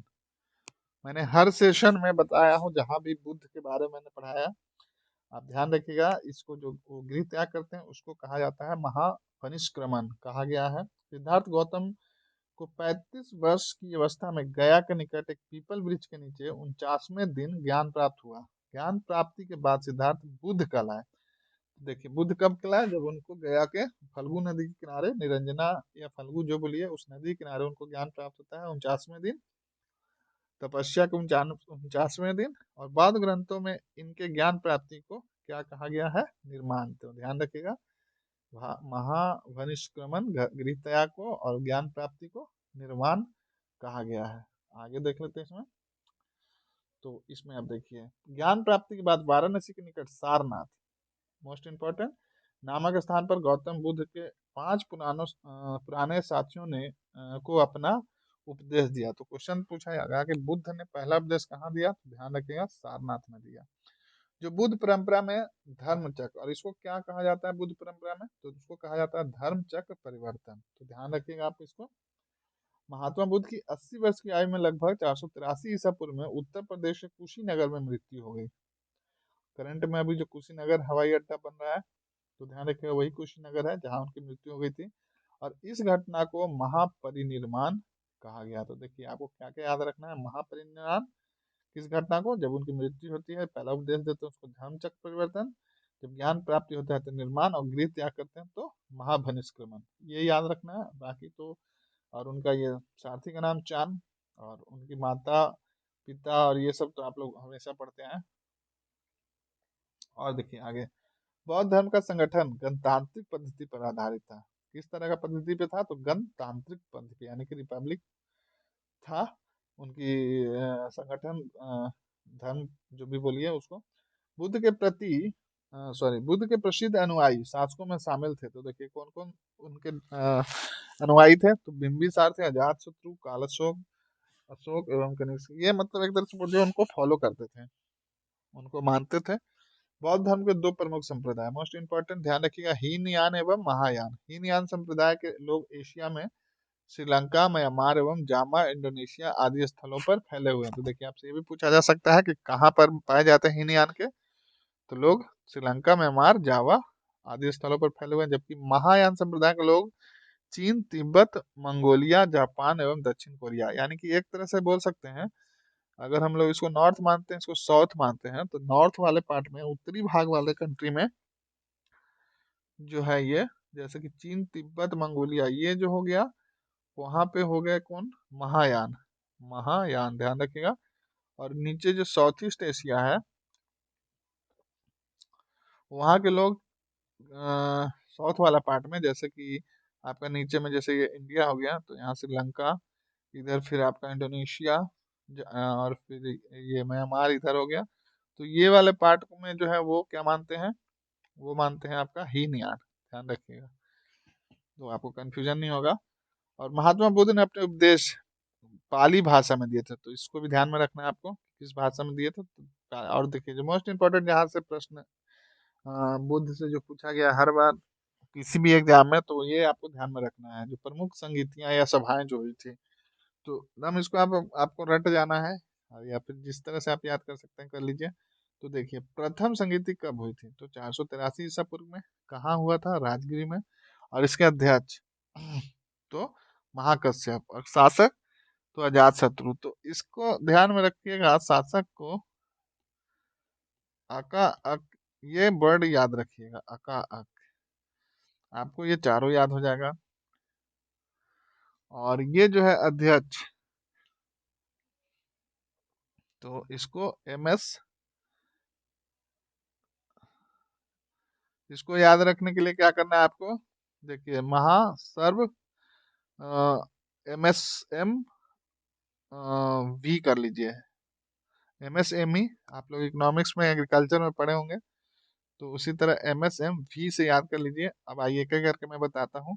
तो देखिए द्वितीय 383 ईसा पूर्व में, जो कि वैशाली में हुआ था। आचार्य सर्वकामी इसके अध्यक्ष थे। और किसके शासन काल में हुआ था, तो ध्यान रखिएगा काला अशोका का। तृतीय कब हुआ था, 250 ईसा पूर्व में, पाटलिपुत्र में, जो कि मोगलीपुत्र इसके अध्यक्ष थे और अशोक के कार्यकाल में हुआ था। चतुर्थ कब हुआ था, प्रथम शताब्दी में, कुंडलवन, जो कि कश्मीर में है। तो इनके जो अध्यक्ष थे वो कौन से, वसुमित्र। और जो शासक थे वो कनिष्क। तो देखिए अका अक यानी कि अशोक, काल अशोक, सॉरी अजात शत्रु, काल अशोक, अशोक और कनिष्क। बस ध्यान में रखिएगा कि अजात शत्रु पहले है, अशोक बाद में है। तो ये आपको याद हो गया शासक। और जो ये अध्यक्ष है तो एमएसएम भी याद रखिएगा, यानी कि महाकश्यप, सर्वकामी दूसरे में, तीसरे में मोगलीपुत्र और चौथे में वसुमित्र। और ये तो आपको याद ही रहेगा। इसका एक सिंपल सा है, कुछ नहीं करना है आपको, एक नॉर्थ टू साउथ ऐसे आप ध्यान में रखिएगा सीक्वेंस। देखिए जो अगर अगर सही से देखा जाए तो लोकेशन वाइज अगर प्रॉपर नहीं, लेकिन एक मोटा मोटी आप ध्यान में रखिए। राजगिरी यहाँ मान के चलिए, फिर क्या आएगा, फिर वैशाली आएगा, फिर आपका पटना आएगा, और फिर इधर कुंडलवन यानी कश्मीर आएगा। तो एक सीक्वेंस वाइज ऐसे याद कर लीजिए तो आपको ध्यान में रहेगा। अब आगे जो हम लोग पढ़ेंगे वो है जैन धर्म के बारे में। तो आइए हम लोग जैन धर्म को देख लेते हैं। बौद्ध और धर्म, एकदम श्योर शॉर्ट क्वेश्चन, एक ना एक आपसे पूछा जाएगा। तो जैन धर्म में कुल देखिए 24 तीर्थंकर हुए। इनमें प्रथम ऋषभ देव थे। तो प्रथम जो तीर्थंकर थे वो कौन थे, ऋषभ देव, जो प्रारंभिक वैदिक ऋषियों के समकालीन माने जाते थे। जैन धर्म के 23वें तीर्थंकर पार्श्वनाथ थे तथा 24वें तीर्थंकर महावीर हुए। इसके पश्चात इसे जैन धर्म के नाम से जाना गया। मतलब 24वें तीर्थंकर के बाद इसे जैन धर्म से माना गया। महावीर स्वामी ही जैन धर्म के वास्तविक संस्थापक माने जाते हैं। तो ये भी प्रश्न पूछा गया है कि वास्तविक संस्थापक कौन माने जाते हैं, तो ध्यान रखिएगा स्वामी महावीर माने जाते हैं। महावीर का जन्म 540 ईसा पूर्व में वैशाली के निकट कुंडल ग्राम नामक स्थान पर हुआ। और उन्हें 29 वर्ष की आयु में आयु में महावीर ने गृह त्याग कर दिया। 12 वर्षों तक लगातार कठोर तपस्या के बाद देखिए इनको कब हुआ, 42 वर्षों की आयु में जाम्भिया ग्राम नामक स्थान पर रिजु पालिका नदी के, देखिए गौतम बुद्ध किस नदी के, निरंजना बोलिए, फल्गु नदी के तट पे। और इनको ध्यान रखिए रिजु पालिका नदी के तट पर उन्हें सर्वश्रेष्ठ ज्ञान प्राप्त हुआ। महावीर की मृत्यु 72 वर्ष की आयु में 468 ईसा पूर्व में हुई। जैन धर्म दो प्रकार का संप्रदाय है, तो ध्यान रखिए कौन कौन, दिगंबर और श्वेतांबर। मोस्ट इंपॉर्टेंट, यहाँ से प्रश्न पूछेंगे आपको। तो जैन धर्म की दो प्रमुख संगीतियां सभाएं प्राचीन काल में हुई। पहली संगीति कहाँ हुआ, तो जैसे बुद्ध में 4 हुआ तो जैन धर्म में ध्यान रखिएगा 2 हुआ। तो पहली संगीति 300 ईसा पूर्व में स्तूल भद्र की अध्यक्षता में पाटलिपुत्र में हुआ, यानी कि पटना में हुआ। स्तूल भद्र की अध्यक्षता में 300 में, करंट जो पटना है वो ध्यान रखिएगा। जबकि दूसरी संगीति कहाँ हुआ, ये 512 ईसा पूर्व में बल्लभी गुजरात में हुई। बस इतना ही आपको ध्यान रखना है। अब इतने से ही आपका प्रश्न लगभग कवर हो जाएगा। अब उसके बाद देखिए आपका जो नेक्स्ट है आपका, उसमें है महाजनपद युग। तो महाजनपद युग देख लेते हैं। बौद्ध ग्रंथ अगुंतकर निकाय में 6ठी शताब्दी ईसा पूर्व में 16 महाजनपदों के अस्तित्व का उल्लेख मिलता है। तो देखिए आपसे ये प्रश्न पूछा जाएगा कि 16 महाजनपदों का उल्लेख कहाँ से मिलता है, तो ध्यान रखिएगा बौद्ध ग्रंथ का, बौद्ध ग्रंथ है जो अगुंतकर निकाय, वहां से उसका उल्लेख मिलता है। छोटे छोटे राज्यों में छोटे छोटे राज्यों को महाजनपद कहा जाता था। छठी शताब्दी ईसा पूर्व में भारत में उत्तर भारत ऐसे राज्यों की संख्या 16 थी। तो कुल महाजनपद कितने थे? तो ध्यान रखिएगा 16। और उन महाजनपदों में मुख्यतः राजतंत्रात्मक शासन था, किंतु कुछ छोटे छोटे राज्यों में गणतंत्रात्मक शासन व्यवस्था था। इन महाजनपदों में सबसे शक्तिशाली देखिए कौन सा था? जो मगध। मगध यानी कि आज का जो गया, नवादा, औरंगाबाद, जहानाबाद, ये वाला जो एरिया है, पटना से इधर वाला, वो पूरा एरिया उस समय तो और भी बड़ा था, मतलब अभी के टाइम पे उसको मान सकते हैं आप। देखिए 16 महाजनपद। तो 16 महाजनपद कौन कौन सा था देख लीजिए आप उसको, और उसकी राजधानी। तो देखिए मगध की राजधानी कहाँ थी? राजगीर, काशी का वाराणसी, अंग का चंपा। ये भी प्रश्न आपसे पूछा गया है, तो आप इसको स्किप मत कीजिए, बिल्कुल आप ध्यान से देखिए इसको, एक दो बार देखिएगा आपको बिल्कुल याद हो जाएगा। कौशल की राजधानी अयोध्या, मल की राजधानी कुशीनगर, बज्जी की वैशाली, वत्स की कौशाम्बी, कुरु की इंद्रप्रस्थ। फिर है आपका पंचाल। पंचाल का काम्पिल्य, कंबोज का राजपुरा, गंधार का तक्षशिला, मत्स्य का विराटनगर, चेदी का शक्तिमती, और सूर्यसेन का मथुरा, और अश्मक का पाटन, और अवंती का उज्जैन। तो आप इसको वीडियो पॉज करके दो बार रिवाइज कर लीजिए। और जो मेन मेन है खास करके मगध हो गया, फिर आपका इधर से ये अंग हो गया, कौशल हो गया, फिर इधर से अश्मक हो गया। ये सब आपका काफी बार पूछा गया है, तो आप देख सकते हैं इसको एक बार अच्छे से ध्यान रखें। अब देखिए मगध साम्राज्य। मगध साम्राज्य में क्या है? 16 महाजनपदों में मगध ने अपने भौतिक संसाधनों एवं श्रेष्ठ शासकों के कारण उन्नति की तथा अन्य राज्यों को विजित करके प्रमुख राज्य बन गया।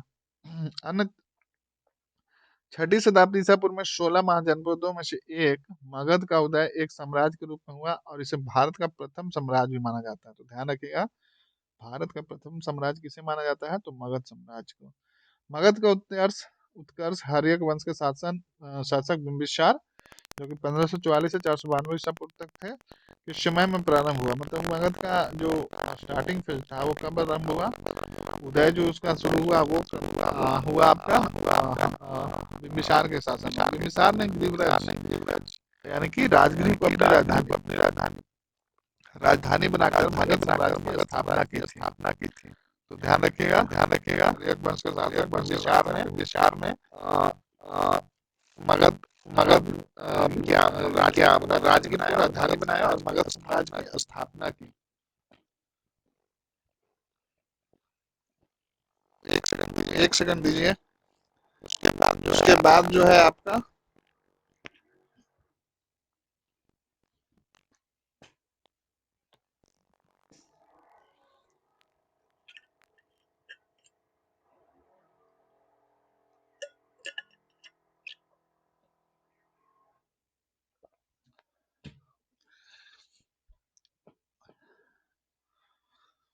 चलिए आगे देख लेते हैं इसमें।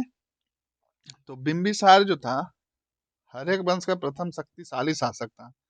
ध्यान रखिएगा, बिंबिसार की हत्या उसके पुत्र अजातशत्रु ने की थी। बिंबिसार की हत्या के पश्चात उसका पुत्र अजातशत्रु मगध का शासक बना, जिसका टाइम पीरियड था 492 से 460 ईसा पूर्व, और इसे कुनिक भी कहा जाता। तो ध्यान रखिएगा, कुनिक किसे कहा जाता था? तो ध्यान रखिएगा अजातशत्रु को। प्रथम बौद्ध संगीति का आयोजन राजगिरी में अजातशत्रु के शासन काल में हुआ था। हर्यक वंश के बाद मगध पर शिशुनाग वंश का शासन प्रारंभ हुआ। इस वंश का मगध पर शासन 412 से 344 ईसा पूर्व तक रहा। शिशुनाग वंश का शक्तिशाली शासक कालशोक 394 से 366 ईसा पूर्व तक था। इसी शासन काल में वैशाली में द्वितीय, तो देखिए ध्यान रखिएगा, इसी काल में, जैसा हम लोग ऊपर पढ़ चुके हैं, इसी काल में काल अशोक के शासन काल में द्वितीय बौद्ध संगीति का आयोजन होता है 483 ईसा पूर्व में। और शिशुनाग वंश के बाद मगध पर शक्तिशाली नंद वंश, जो कि 344 से 322 ईसा पूर्व तक शासन स्थापित किया, और इस वंश का अंतिम शासक था घनानंद। ध्यान रखिएगा, और इसी के शासन काल में सिकंदर ने भारत पर आक्रमण किया। तो आपसे पूछा गया है प्रीवियस ईयर क्वेश्चन में कि सिकंदर किसके समकालीन था? तो ध्यान रखिएगा घनानंद के समकालीन था। नंद वंश के शासन काल में मगध साम्राज्य की शक्ति में बहुत वृद्धि हुई, परंतु नंद वंश का अंतिम शासक घनानंद अहंकारी था तथा प्रजा हितैषी नहीं था, ध्यान रखिएगा। घनानंद ने पाटलिपुत्र के प्रतिष्ठित ब्राह्मण चाणक्य का अपमान किया था। यही से नंद वंश के पतन की शुरुआत हुई और चाणक्य के सहयोग से ही मगध पर मौर्य वंश का शासन स्थापित हुआ। अब देख लेते हैं भारत में विदेशी आक्रमण। तो देखिए सिकंदर का आक्रमण देख लेते हैं। भारत में पहला विदेशी आक्रमण 516 ईसा पूर्व में ईरान यानी कि फारस के शासक डेरियस ने किया। डेरियस ने सिंधु नदी के पश्चिमी क्षेत्र को जीतकर उस पर अधिकार कर लिया था।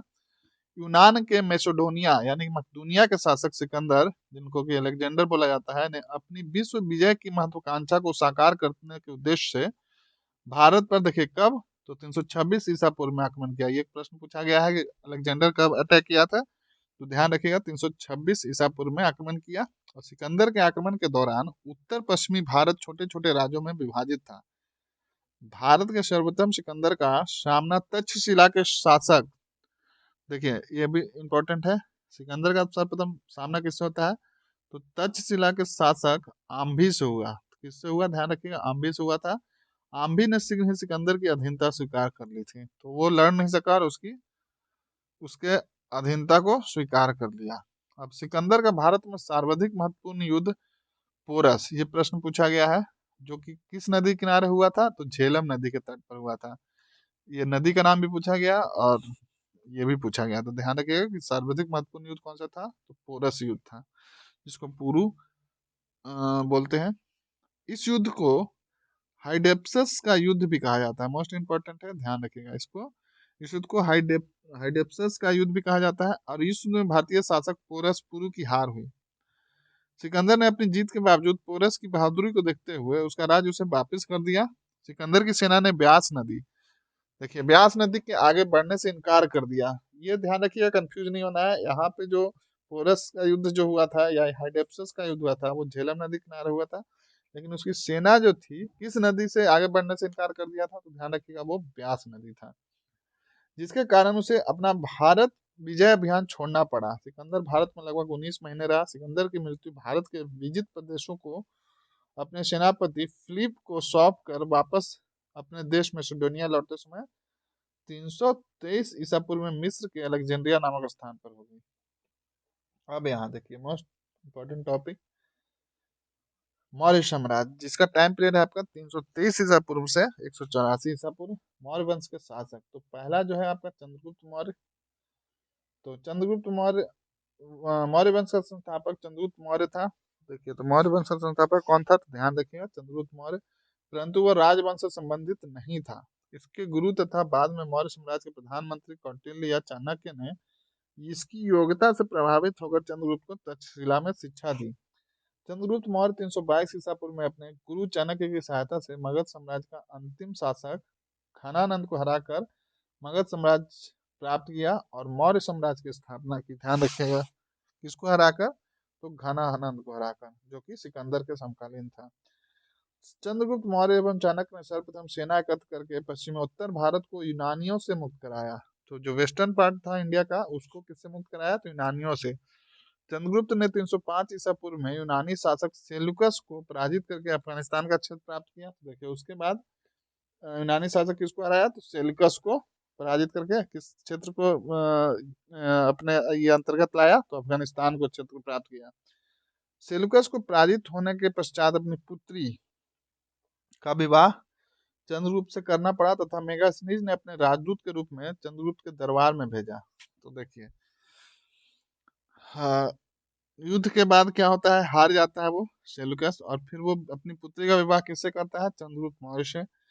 और मेगास्थनीज को अपने राजदूत के रूप में चंद्रगुप्त के दरबार में भेजा। मेगास्थनीज ने ग्रंथ इंडिका बुक जो है से भी मौर्य साम्राज्य के बारे में काफी जानकारी मिलती है। तो इंडिका जो है हमेशा पूछा जाता है किसके द्वारा लिखा गया, तो ध्यान रखिएगा मेगास्थनीज के द्वारा, और इससे मौर्य साम्राज्य या प्रशासन की काफी जानकारी मिलती है। चंद्रगुप्त मौर्य का साम्राज्य पश्चिमोत्तर भारत सहित उत्तर प्रदेश, बिहार एवं बंगाल सहित दक्षिण भारत में मैसूर तक फैला था। यूनानी शासकों ने चंद्रगुप्त मौर्य को सेंड्रोकोटस नाम से संबोधित किया था। तो देखिए ये भी प्रश्न पूछा गया, यूनानी शासक चंद्रगुप्त मौर्य को किस नाम से संबोधित करते थे, तो सेंड्रोकोटस नाम से। चंद्रगुप्त मौर्य के गुरु प्रधानमंत्री कौटिल्य, जिन्हें चाणक्य के नाम से भी जाना जाता है, द्वारा लिखित ग्रंथ अर्थशास्त्र है, जिसमें प्रशासन के नियमों का उल्लेख मिलता है। मोस्ट इंपॉर्टेंट है, ध्यान रखिएगा। अब चंद्रगुप्त के बाद बिंदुसार। चंद्रगुप्त मौर्य के बाद उसका पुत्र बिंदुसार उसका अधिकारी बना। बिंदुसार ने यूनानी लेखकों ने अमित्र घात कहा है, देखिए। तो जैसे चंद्रगुप्त मौर्य को सेंड्रोकोटस कहा था, उसी तरह बिंदुसार को अमित्र घात कहा। यूनानी राजदूत डायमेकस इसके दरबार में आया था। तो उसके देखिए, चंद्रगुप्त मौर्य में कौन मेगास्थनीज आया था? बिंदुसार के दरबार में कौन आया था? तो डायमेकस। अब उसके बाद है सम्राट अशोक। बिंदुसार का पुत्र अशोक राज सिंहासन पर 273 ईसा पूर्व में बैठा और इसके शासन काल का प्रारंभिक काल साम्राज्य विस्तार के लिए प्रसिद्ध है। अशोक ने अपने शासन काल में 9वें वर्ष में कलिंग पर आक्रमण किया। ये भी प्रश्न पूछा गया है कि किस काल में अपने शासन काल किस वर्ष में कलिंग पर आक्रमण किया है? तो ध्यान रखिएगा 9वें वर्ष में। और विजय हुआ, परंतु इस युद्ध में भीषण नरसंहार ने अशोक के बौद्ध धर्म की ओर आकर्षित किया। अशोक ने उपगुप्त नामक बौद्ध भिक्षु से दीक्षा ली। तो देखिए, ये ध्यान में रखना है कि बौद्ध दीक्षा किससे ली? तो उपगुप्त के द्वारा। कलिंग युद्ध के पश्चात अशोक ने युद्ध विजय के स्थान पर धम्म विजय का मार्ग अपनाया। ध्यान रखिएगा, युद्ध विजय के स्थान पर फिर उसने क्या अपना लिया? धम्म विजय। अशोक ने अपने साम्राज्य में विभिन्न स्थानों पर सीमावर्ती राज्यों की सीमाओं पर अनेक शिलालेख एवं स्तंभ स्थापित करवाए, जिनमें नैतिकता, प्रेम, अहिंसा आदि धर्म विषयक बातों का उल्लेख मिलता है। मौर्य काल में जनता की भाषा पाली थी। ध्यान में रखना है, मौर्य काल में जनता की भाषा क्या थी? तो पाली। इसलिए अशोक ने अपने सभी स्तंभों तथा शिलालेखों में इस भाषा का प्रयोग किया। अशोक ने धर्म प्रचार के लिए अनेक राज्यों में अपने दूत भेजे तथा श्रीलंका में अशोक ने बौद्ध धर्म के प्रचार हेतु अपने पुत्र महेंद्र एवं पुत्री संघमित्रा को भेजा। ध्यान में रखना है, किसको भेजा बौद्ध धर्म के प्रचार के लिए? तो महेंद्र पुत्री संघमित्रा को। अशोक का साम्राज्य सुदूर दक्षिण से छोटे राज्यों को छोड़कर लगभग संपूर्ण भारत तथा अफगानिस्तान क्षेत्र तक विस्तृत था। अब इसके बाद हम लोग देख लेते हैं मौर्योत्तर काल। मौर्य वंश के पतन के पश्चात भारत की राजनीतिक एकता बिखर गई, किंतु आर्थिक एवं सांस्कृतिक दृष्टि से यह काल भारतीय इतिहास में उन्नति का काल रहा। तो उसके बाद मौर्योत्तर काल में देखिए, पहला जो है शुंग वंश। अंतिम मौर्य सम्राट बृहद्रथ को मारकर उसके सेनापति पुष्यमित्र शुंग ने 187 ईसा पूर्व में पाटलिपुत्र में शुंग वंश की स्थापना की। पुष्यमित्र का शासनकाल ब्राह्मण धर्म व कला तथा संस्कृति के उत्थान का काल था। तो ध्यान रखिएगा, ब्राह्मण धर्म एवं कला तथा संस्कृति के उत्थान का काल कौन सा था? तो पुष्यमित्र शासनकाल यानी कि शुंग वंश। अब उसके बाद जो है वो कण्व वंश। तो अंतिम शुंग शासक देवभूति की हत्या के बाद उसके सेनापति वासुदेव ने 75 ईसा पूर्व में कण्व वंश की स्थापना की। अब उसके बाद है सातवाहन। सातवाहन वंश ब्राह्मण वंश था, जिसे आंध्रभृत्य भी कहा जाता है। दक्कन के क्षेत्र में इस वंश का प्रभुत्व था। सातवाहन वंश का सर्वश्रेष्ठ एवं सुप्रसिद्ध शासक गौतमी पुत्र सतकर्णी था। मोस्ट इंपॉर्टेंट है, ध्यान में रखिएगा। सातवाहन का सर्वश्रेष्ठ, काफी बार प्रश्न पूछा गया है कि सर्वश्रेष्ठ सुप्रसिद्ध शासक कौन था? तो गौतमी पुत्र सातकर्णी था। इसने शक, पहलव एवं यवनों को पराजित किया। तो देखिए, शक को, पहलव को और यवनों तीनों को पराजित किया और अपने साम्राज्य का विस्तार किया। सातवाहनों के पश्चात दक्षिण भारत में वाकाटक वंश का प्रभुत्व रहा। तो देखिए, अब सातवाहनों के बाद किसका प्रभुत्व रहा? तो वाकाटक का। इस वंश का संस्थापक विंध्य शक्ति था। अब उसके बाद फिर है शक। तो भारत में सर्वप्रथम तक्षशिला में शक शासक मोक का उल्लेख मिलता है। तो कहाँ से मिलता है? तो तक्षशिला से। यूनानियों के बाद शक ऐसे दूसरे विदेशी शासक थे जो भारत आए। ध्यान रखिएगा, यूनानी के बाद दूसरे विदेशी शासक थे, ये कौन थे? तो शक थे। शकों की दो शाखाएं थी, एक तक्षशिला एवं मथुरा में उत्तर में तथा दूसरी महाराष्ट्र एवं उज्जैन के पश्चिम में। अब इसके बाद है हम लोग कुषाण वंश। कुषाण वंश चीन की प्राचीन जाति यूची की एक शाखा था। तो देखिए, यूची की एक शाखा था कौन? कुषाण वंश। भारत में कुषाण वंश का प्रथम शासक या संस्थापक कुजुल कडफिसस था, जो कि 15 ईस्वी में था, जिसका राज्य पूर्व में तक्षशिला तक विस्तृत था। कुषाण वंश का सर्वश्रेष्ठ एवं प्रसिद्ध शासक, ध्यान रखिएगा, कनिष्क था। कनिष्क ने अपने राज्यारोहण 78 ईस्वी से के साथ शक संबंध की शुरुआत की। ध्यान रखिएगा, शक संबंध की शुरुआत किसके द्वारा की गई? तो कनिष्क के द्वारा। उल्लेखनीय है कि यही शक संबंध वर्तमान में भारत का राष्ट्रीय संबंध है। मोस्ट इंपॉर्टेंट है, ध्यान में रखिएगा इसको, किसी भी तरह से मत भूलिएगा। जो भारत सरकार आज भी यूज कर रही है राष्ट्रीय संबंध, जो शक संबंध है, किसके द्वारा प्रारंभ किया गया? तो कनिष्क के द्वारा। कनिष्क का साम्राज्य पूर्व में पाटलिपुत्र तक, पश्चिम में बैक्ट्रिया एवं उत्तर में खोतान तक विस्तृत था। कनिष्क के शासन काल में ही चौथी बौद्ध संगीति कुंडलवन यानी कश्मीर में वसुमित्र की अध्यक्षता में हुई, जैसा कि हम लोग ऊपर पढ़ चुके हैं। ध्यान रखिएगा इस बात को। कनिष्क का राजवैद आयुर्वेद का विख्यात विद्वान चरक था। मोस्ट इंपोर्टेंट, चरक किस काल में था? तो ध्यान रखिएगा कनिष्क काल में। तथा राजकवि अश्वघोष, ये दोनों नाम आपको याद रखना है। चरक और अश्वघोष किसके काल में थे? तो कनिष्क के, ध्यान रखिएगा। कनिष्क की राजधानी कहाँ थी? तो पुरुषपुर यानी वर्तमान पेशावर यानी पाकिस्तान में थी, तथा मथुरा उत्तर प्रदेश को द्वितीय राजधानी का दर्जा मिला था। तो ध्यान रखिएगा कनिष्क के बारे में। अब जो देखिए, इसके बाद गुप्त साम्राज्य को देख लेते हैं। उम्मीद कर रहा हूँ आपका काफी अच्छे से रिवीजन हो रहा होगा, आप इस सेशन को एंजॉय कर रहे होंगे। तो आप वीडियो को लाइक करना भूल गए हैं तो प्लीज लाइक कर दीजिए और ज्यादा से ज्यादा शेयर कर दीजिए। आपको डेली बेसिस पे काफी अच्छे से रिवीजन कराया जाएगा। जैसा कि आप इस सेशन को देख रहे हैं तो आपको इसको समझ में आ रहा होगा, जहाँ से भी प्रश्न पूछे जा रहे हैं उसको सारे को कवर किया गया है, और ये सब पॉइंट वाइज है, तो आपको ज़्यादा परेशानी भी नहीं हो रहेगी रिवीजन करने में। तो चलिए गुप्त साम्राज्य देख लेते हैं। गुप्त वंश का संस्थापक श्रीगुप्त को माना जाता है। ध्यान रखिए, फाउंडर कौन था? संस्थापक श्रीगुप्त। मौर्य साम्राज्य के पतन के बाद काफी लंबी अवधि तक भारत विभिन्न राजवंशों के अधीन रहा। इनमें से अधिकांश राजवंश कमजोर थे, कुषाण वंश को छोड़कर। तो कुषाण काफी मजबूत था। अब जो है उसके बाद कुषाणों के पतन के बाद से ही वास्तव में गुप्तों का उदय माना जा सकता है। गुप्त लोग कुषाणों के ही सामंत थे। ध्यान रखिएगा, गुप्त कौन थे? तो कुषाणों के सामंत थे। गुप्त काल को भारतीय इतिहास में स्वर्ण युग, काफी इंपॉर्टेंट है, गोल्डन पीरियड भारतीय इतिहास में किसको कहा जाता है? तो गुप्त काल को। इस काल में कला, गोल्डन पीरियड है, गोल्डन एज, और इस काल में कला साहित्य के क्षेत्र में अप्रतिम विकास हुआ। गुप्त वंश के प्रमुख शासन देख लेते हैं। तो चंद्रगुप्त प्रथम 319 से 335 ईस्वी तक गुप्त वंश का प्रथम महान शासक चंद्रगुप्त प्रथम था। ध्यान रखिएगा, इसे ही गुप्त वंश का वास्तविक संस्थापक माना जाता है। तो वास्तविक संस्थापक कौन था? तो चंद्रगुप्त प्रथम। चंद्रगुप्त प्रथम का शासन लगभग मगध और पूर्वी उत्तर प्रदेश तक विस्तृत था। चंद्रगुप्त प्रथम ने अपने राज्यरोहण के समय 319 ईसा पूर्व में गुप्त संवत को प्रारंभ किया। ध्यान रखिएगा, गुप्त संवत वो शक संवत था कनिष्क के द्वारा, और गुप्त संवत चंद्रगुप्त मौर्य प्रथम के द्वारा, सॉरी मौर्य बोल रहा हूँ, चंद्रगुप्त प्रथम के द्वारा। चंद्रगुप्त प्रथम ने लिच्छवी वंश की राजकुमारी कुमार देवी से विवाह करके अपने वंश की प्रतिष्ठा बढ़ाई। इसी विवाह के अवसर पर चंद्रगुप्त प्रथम एवं कुमार देवी के चित्रों से युक्त स्वर्ण सिक्के गोल्डन कॉइन जारी किया गया, गोल्ड कॉइन। अब उसके बाद जो प्रमुख शासक था वो था समुद्रगुप्त। समुद्रगुप्त प्रथम के बाद उसका पुत्र समुद्रगुप्त, सॉरी चंद्रगुप्त प्रथम के बाद उसका पुत्र समुद्रगुप्त 335 ईस्वी में राज सिंहासन पर बैठा। समुद्रगुप्त वंश का सबसे महत्वपूर्ण शासक था। समुद्रगुप्त जो था वो गुप्त वंश का सबसे महत्वपूर्ण शासक था। समुद्रगुप्त के विजय अभियानों के कारण इसे भारत का नेपोलियन कहा जाता है। काफी बार ये प्रश्न पूछा गया है, ध्यान रखिएगा। भारत का नेपोलियन किसे कहा जाता है? तो समुद्रगुप्त को। इसे लगभग 100 युद्ध का विजेता माना जाता है। समुद्रगुप्त स्वयं कवि, विद्वान, वीर तथा बीना बजाने में कुशल था। ध्यान रखें इसको।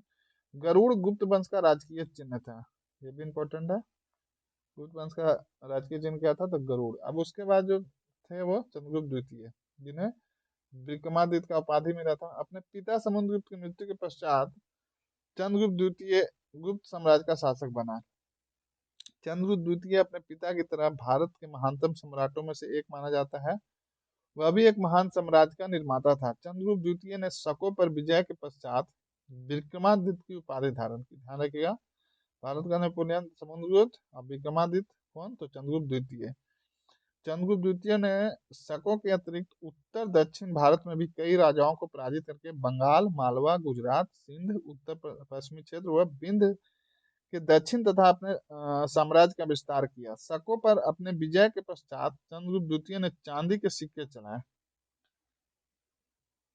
दिल्ली में कुतुब मीनार के निकट महरौली में स्थापित लौह स्तंभ में उल्लेखित राजा चंद्र यही चंद्रगुप्त द्वितीय था। इसी के द्वारा यह स्तंभ बनवाया गया था और चंद्रगुप्त द्वितीय का शासन काल उसकी विजयों के कारण नहीं बल्कि कला व साहित्य के क्षेत्र में विशेष उन्नति व प्रगति के कारण जाना जाता है। इसके दरबार में विद्वानों की मंडली रहती थी, जिनमें प्रमुख थे कालिदास, धन्वंतरी जो कि प्रसिद्ध चिकित्सक थे, अमर सिंह आदि थे। यह नवरत्न कहलाते थे। चंद्रगुप्त द्वितीय के दरबारी कवि कालिदास को भारत का शेक्सपियर, इंपॉर्टेंट ध्यान रखिएगा, भारत का शेक्सपियर किसको, तो कालिदास को कहा जाता है। प्रसिद्ध चीनी यात्री फाहियान चंद्रगुप्त द्वितीय के शासनकाल में आया, जो कि 399 से 414 ईस्वी मध्य भारत आया था। फाहियान ने राज्य की संपन्नता, नैतिकता, धार्मिकता के बारे में विस्तार से विवेचन किया। चंद्रगुप्त द्वितीय शासन के दौरान पाटलिपुत्र तथा उज्जैनी विद्या के दो प्रमुख केंद्र थे। ध्यान रखिएगा, चंद्रगुप्त द्वितीय के शासन काल में पाटलिपुत्र तथा उज्जैनी विद्या के दो प्रमुख केंद्र थे। उज्जैनी चंद्रगुप्त द्वितीय की दूसरी राजधानी भी थी, ये भी ध्यान रखना है। दूसरी राजधानी कौन सी थी, तो उज्जैनी। अब उसके बाद प्रमुख शासक था कुमारगुप्त। तो चंद्रगुप्त द्वितीय के पश्चात कुमारगुप्त साम्राज्य का शासन बना। कुमारगुप्त ने महेंद्रकल्प एवं महेंद्रादित्य की उपाधि, तो ध्यान रखिएगा, महेंद्रकल्प और महेंद्रादित्य की उपाधि धारण की थी। कुमारगुप्त के शासन काल में ही नालंदा विश्वविद्यालय की स्थापना हुई। मोस्ट इंपॉर्टेंट, किसके शासन काल में नालंदा विश्वविद्यालय की स्थापना हुई, तो ध्यान रखिएगा कुमारगुप्त के शासन में, जो काफी लंबे समय तक शिक्षा का प्रमुख केंद्र रहा। कुमारगुप्त तथा सर्वप्रथम इस प्रकार के सिक्के जारी किए थे जिसमें शिव पार्वती को पति पत्नी के रूप में दर्शाया गया। ये भी इंपॉर्टेंट है, ध्यान रखिएगा। अब उसके बाद है आपका स्कंदगुप्त। तो कुमारगुप्त की मृत्यु के पश्चात उसका पुत्र स्कंदगुप्त साम्राज्य का शासक बना और स्कंदगुप्त 100 राजाओं के स्वामी की उपाधि धारण की थी। ध्यान रखिएगा, स्कंदगुप्त 100 राजाओं के स्वामी की उपाधि धारण की थी। इसे गुप्त वंश का अंतिम महत्वपूर्ण शासक माना जाता है, क्योंकि स्कंदगुप्त के बाद गुप्त वंश अयोग्य उत्तराधिकारियों के कारण कमजोर होता गया और स्कंदगुप्त के शासन काल में ही हुनों का आक्रमण भी हुआ था। ये भी ध्यान रखना, ये भी प्रश्न काफी बार पूछा गया है कि हुनों का आक्रमण किसके काल में हुआ था, तो ध्यान रखिएगा स्कंदगुप्त में। अब देखिए, अब उसके बाद जो है गुप्तोत्तर काल देख लेते हैं। गुप्त वंश के पतन में हून आक्रमणों की प्रमुख भूमिका थी। हून बर्बर जाति थी जिसमें पश्चिमी भारत पर काफी समय तक अपने प्रभाव को बनाए रखा था। गुप्तों के पश्चात भारत के विभिन्न क्षेत्रों में अलग अलग राजवंश स्थापित हो गए थे। अंत में वर्धन वंश ने लगभग संपूर्ण उत्तर भारत पर अपना प्रभुत्व बना लिया। तो आइए देख लेते हैं वर्धन वंश के बारे में। तो इसमें जो था वो प्रमुख था हर्षवर्धन। हर्षवर्धन इस वंश का सर्वश्रेष्ठ प्रसिद्ध शासक था। हर्षवर्धन का संपूर्ण उत्तर भारत पर प्रभुत्व था, परंतु विंध्य पर्वत के दक्षिण में इसका विस्तार चालुक्य वंश के पुलकेशिन द्वितीय से पराजित होने पर रुक गया था। हर्षवर्धन ने बौद्ध धर्म की महायान सारण को संरक्षण प्रदान किया था। देखिए किसको किया था, तो महायान को। हर्षवर्धन को शिलादित्य के नाम से भी जाना जाता था। हर्षवर्धन ने बाद में कन्नौज को अपनी राजधानी बनाया। ध्यान रखिएगा, हर्षवर्धन एक साहित्यकार भी था। उसके द्वारा लिखित प्रमुख रचनाएं निम्नलिखित हैं। तो क्या क्या लिखा गया था हर्षवर्धन के द्वारा, तो देखिए प्रियदर्शिका, रत्नावली, नागानंद आदि। हरिश्चरित्र और कादम्बरी का लेखक बाणभट्ट हर्ष का राजकवि था। तो देखिए पहले तो आपसे ये पूछा जाएगा हर्षचरित्र और कादम्बरी किसके द्वारा लिखा गया, तो बाणभट्ट के द्वारा, और ये राजकवि थे हर्षवर्धन के काल में। चीनी यात्री हेनसांग हर्षवर्धन के शासन काल में ही भारत आया था। मोस्ट इंपोर्टेंट, ये भी पूछा गया है काफी बार। हर्षवर्धन संपूर्ण एवं एकीकृत उत्तर भारत का अंतिम हिंदू शासक था। ध्यान रखिएगा। हर्ष के बाद तथा दिल्ली सल्तनत की स्थापना से पहले लगभग 4 शताब्दियों तक का काल भारत में छोटे छोटे राज्यों एवं राजवंशों द्वारा शक्ति सत्ता प्राप्त करने के लिए संघर्ष का काल माना जाता है। अब इसके बाद जो है आपका वो है पाल वंश। इस वंश की स्थापना बंगाल में लगभग 750 ईसा ईस्वी में गोपाल नामक व्यक्ति ने की थी। गोपाल का पुत्र धर्मपाल पाल वंश का प्रतापी शासक था। धर्मपाल बौद्ध धर्म का अनुयायी था। इसने विक्रमशिला और बौद्ध विश्वविद्यालय की स्थापना की थी। तो ध्यान रखिएगा, इंपॉर्टेंट है ये, विक्रमशिला और बौद्ध विश्वविद्यालय की स्थापना विक्रमशिला बौद्ध विश्वविद्यालय की स्थापना किसके द्वारा किया गया? तो धर्मपाल के द्वारा, ध्यान रखिएगा। धर्मपाल के बाद पाल वंश के दुर्लभ शासक हुए जिन्हें प्रतिहारों एवं राष्ट्रकूटों से युद्ध होते रहे। तो देख लेते हैं गुर्जर प्रतिहार वंश। उसके बाद जो आया गुर्जर प्रतिहार वंश। इस वंश का संस्थापक नागभट्ट प्रथम, बस ध्यान में रखिएगा नाम कि कौन था उसका संस्थापक, तो नागभट्ट प्रथम था। और टाइम पीरियड था इसका 735 से 760 ईस्वी तक। और इस वंश ने 8वीं शताब्दी में सिंध की ओर से होने वाले अरब आक्रमणों को रोकने का सफल प्रयास किया। नागभट्ट द्वितीय ने 805 से 833 ईस्वी तक कन्नौज पर अधिकार करके इसे अपनी राजधानी बनाया। प्रतिहार वंश का सबसे प्रतापी शासक मिहिर भोज था। तो ध्यान में रखिएगा। अब देख लेते हैं राष्ट्रकूट वंश। राष्ट्रकूट वंश की स्थापना दंती दुर्ग ने चालुक्यों को पराजित करके की थी। राष्ट्रकूट वंश की राजधानी मान्यखेट महाराष्ट्र थी। राष्ट्रकूटों का प्रथम महान एवं शक्तिशाली शासक ध्रुव था। इसने त्रिकोणात्मक संघर्ष में भाग लेकर प्रतिहारों एवं पालों को हराया था। राष्ट्रकूट वंश का अंतिम महान शासक कौन था? तो कृष्ण तृतीय था। अब उसके बाद जो है वो है आपका राजपूत वंश। तो हर्षवर्धन के पश्चात उत्तर भारत में अधिकांश राज्यों पर राजपूतों का प्रभुत्व स्थापित हुआ। राजपूत का अर्थ होता है कबीला अथवा समुदाय, जिसके सदस्य ने स्वयं को क्षत्रिय कहते हुए सूर्यवंशी घोषित किया। आगे से बढ़ने से पहले 1 मिनट का पॉज ले लेता हूं थोड़ा।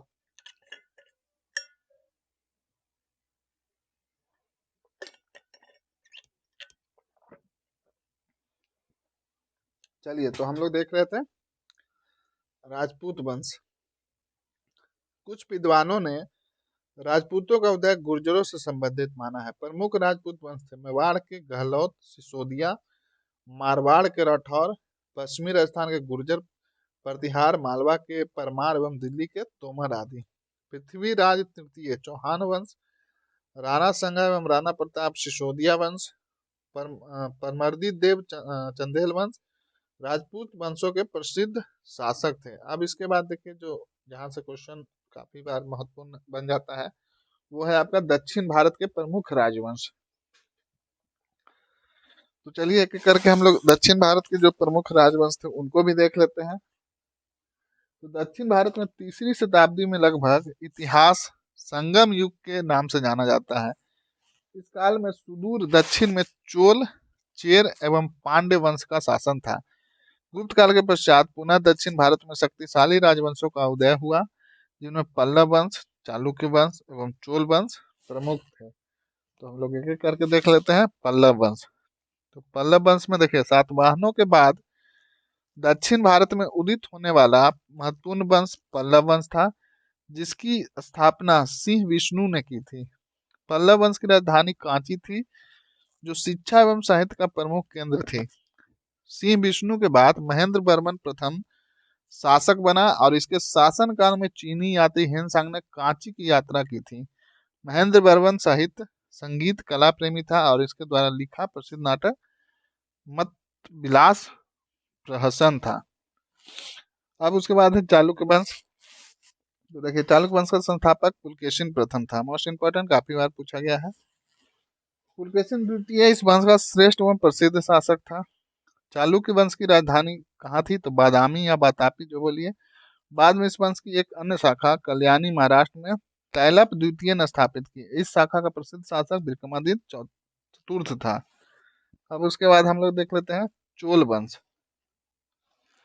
संगम काल के बाद पुनः चोलों का उत्थान 9वीं शताब्दी में विजयालय ने किया। राज एवं राजेंद्र प्रथम इस वंश के सर्वश्रेष्ठ प्रसिद्ध शासक थे। ध्यान रखिएगा ये जो क्वेश्चन है यहाँ से आपको अभी रिसेंट में जो बिहार एसआई का पेपर हुआ था पीटी, उसमें ये क्वेश्चन पूछा गया था। तो आप ध्यान में रखिए, इसको स्किप करने का भी सोचिए मत।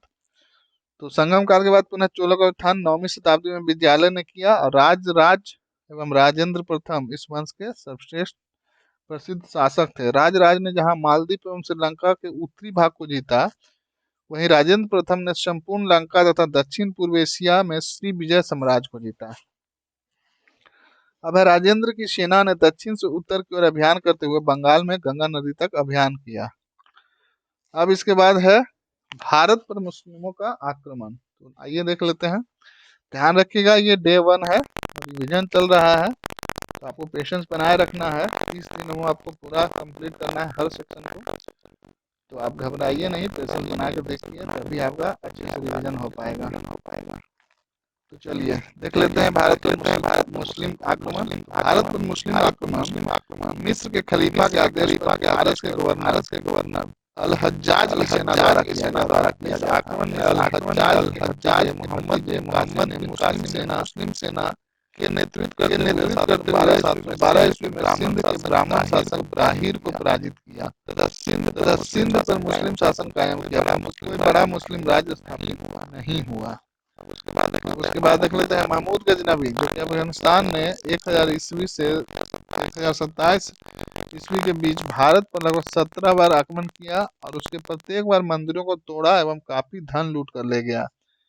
गजनवी का सबसे बड़ा एवं प्रसिद्ध आक्रमण था 1025 ईस्वी में सोमनाथ मंदिर गुजरात पर था। यहाँ से उसने भारी मात्रा में सोना एवं धन प्राप्त किया था। मंदिर में तोड़ फोड़ की। गजनवी के बाद मोहम्मद गौरी ने भारत पर कई आक्रमण किए। गौरी भी अफगानिस्तान से आया था और वर्ष 1191 मोहम्मद गौरी तराइन के प्रथम युद्ध में पृथ्वीराज चौहान से पराजित हुआ, किंतु अगले ही वर्ष 1192 में तराइन के द्वितीय युद्ध में पृथ्वीराज चौहान को हराकर उसे दिल्ली पर अधिकार कर लिया। गौरी अपने सेनापति कुतुबुद्दीन ऐबक को दिल्ली एवं लाहौर पर गवर्नर बनाकर वापस गजनी यानी कि अफगानिस्तान लौट गया, जहां 1206 में उसकी मृत्यु हो गई। तो देखिए यहाँ पर हम लोग इंड करते हैं डे 1 का। डे 1 इंड होता है यहाँ पे। उम्मीद करता हूँ आपको ये सेशन काफ़ी पसंद आएगा, और अगर आप देख लिए हो तो पसंद आया भी होगा। तो आप इसको कमेंट करके बताइए ये सेशन कैसा लगा, ये रिवीजन सीरीज आपको कैसा लगा। बिल्कुल हम लोग देखिए डे 2 में हम लोग पढ़ेंगे मध्यकालीन भारत। अभी जो हम लोग डे 1 में कंप्लीट किए वो क्या था, वो था आपका प्राचीन भारत। ध्यान रखिएगा। तो मैं हर सेक्शन को कवर करूंगा एक एक करके, आपका एक भी नहीं छूटेगा। और अपना टारगेट है 30 दिनों में 30 दिनों में पूरे बीपीएससी के सिलेबस के अनुसार सभी टॉपिक को हम लोग कंप्लीट करेंगे और बार बार रिवीजन करेंगे। इस वीडियो को आप जितनी बार देखिएगा उतना आपको अच्छे से चीज़ों पे पकड़ बनेगी, क्योंकि फैक्ट्स बहुत हैं और जहाँ भी फैक्ट्स है मैं उसको हाईलाइट करके सर्कल करके मार्क करके आप लोग को बताते चला गया हूँ। तो बस आप उसको देखते जाइए वीडियो को, एक बार दो बार। एक बार देखिए नॉर्मल स्पीड में, फिर आप चाहें तो रिवीजन के लिए स्पीड बढ़ा कर भी देख सकते हैं। तो इस तरह से आप 2-3 बार चीज़ों को जब तक नहीं देखिएगा तब तक आपके दिमाग में वो सारा कुछ फीड नहीं होगा डेटा, क्योंकि फैक्चुअल डेटा बिहार या बीपीएससी के एग्जाम में पूछे ही जाते हैं, जैसा कि आप प्रीवियस ईयर का क्वेश्चन में देख चुके हैं। तो चलिए आप सभी इस सेशन से जुड़े, आप सभी का बहुत बहुत धन्यवाद। नेक्स्ट सेशन बहुत जल्द आएगा, यानी कि डे 2। आपको डेली इसका ध्यान रखिएगा, 8 PM में आपको मिल जाएगा। प्रयास पूरा रहेगा, टाइम फेल नहीं हो। तो चलिए आप इस सेशन को ज़्यादा से ज़्यादा देखिए, शेयर कीजिए, वीडियो को लाइक कीजिए और कमेंट करके बताइए कि आपको ये सेशन रिवीजन सीरीज कैसा लगा। चलिए ऑल द बेस्ट आप सभी को। धन्यवाद।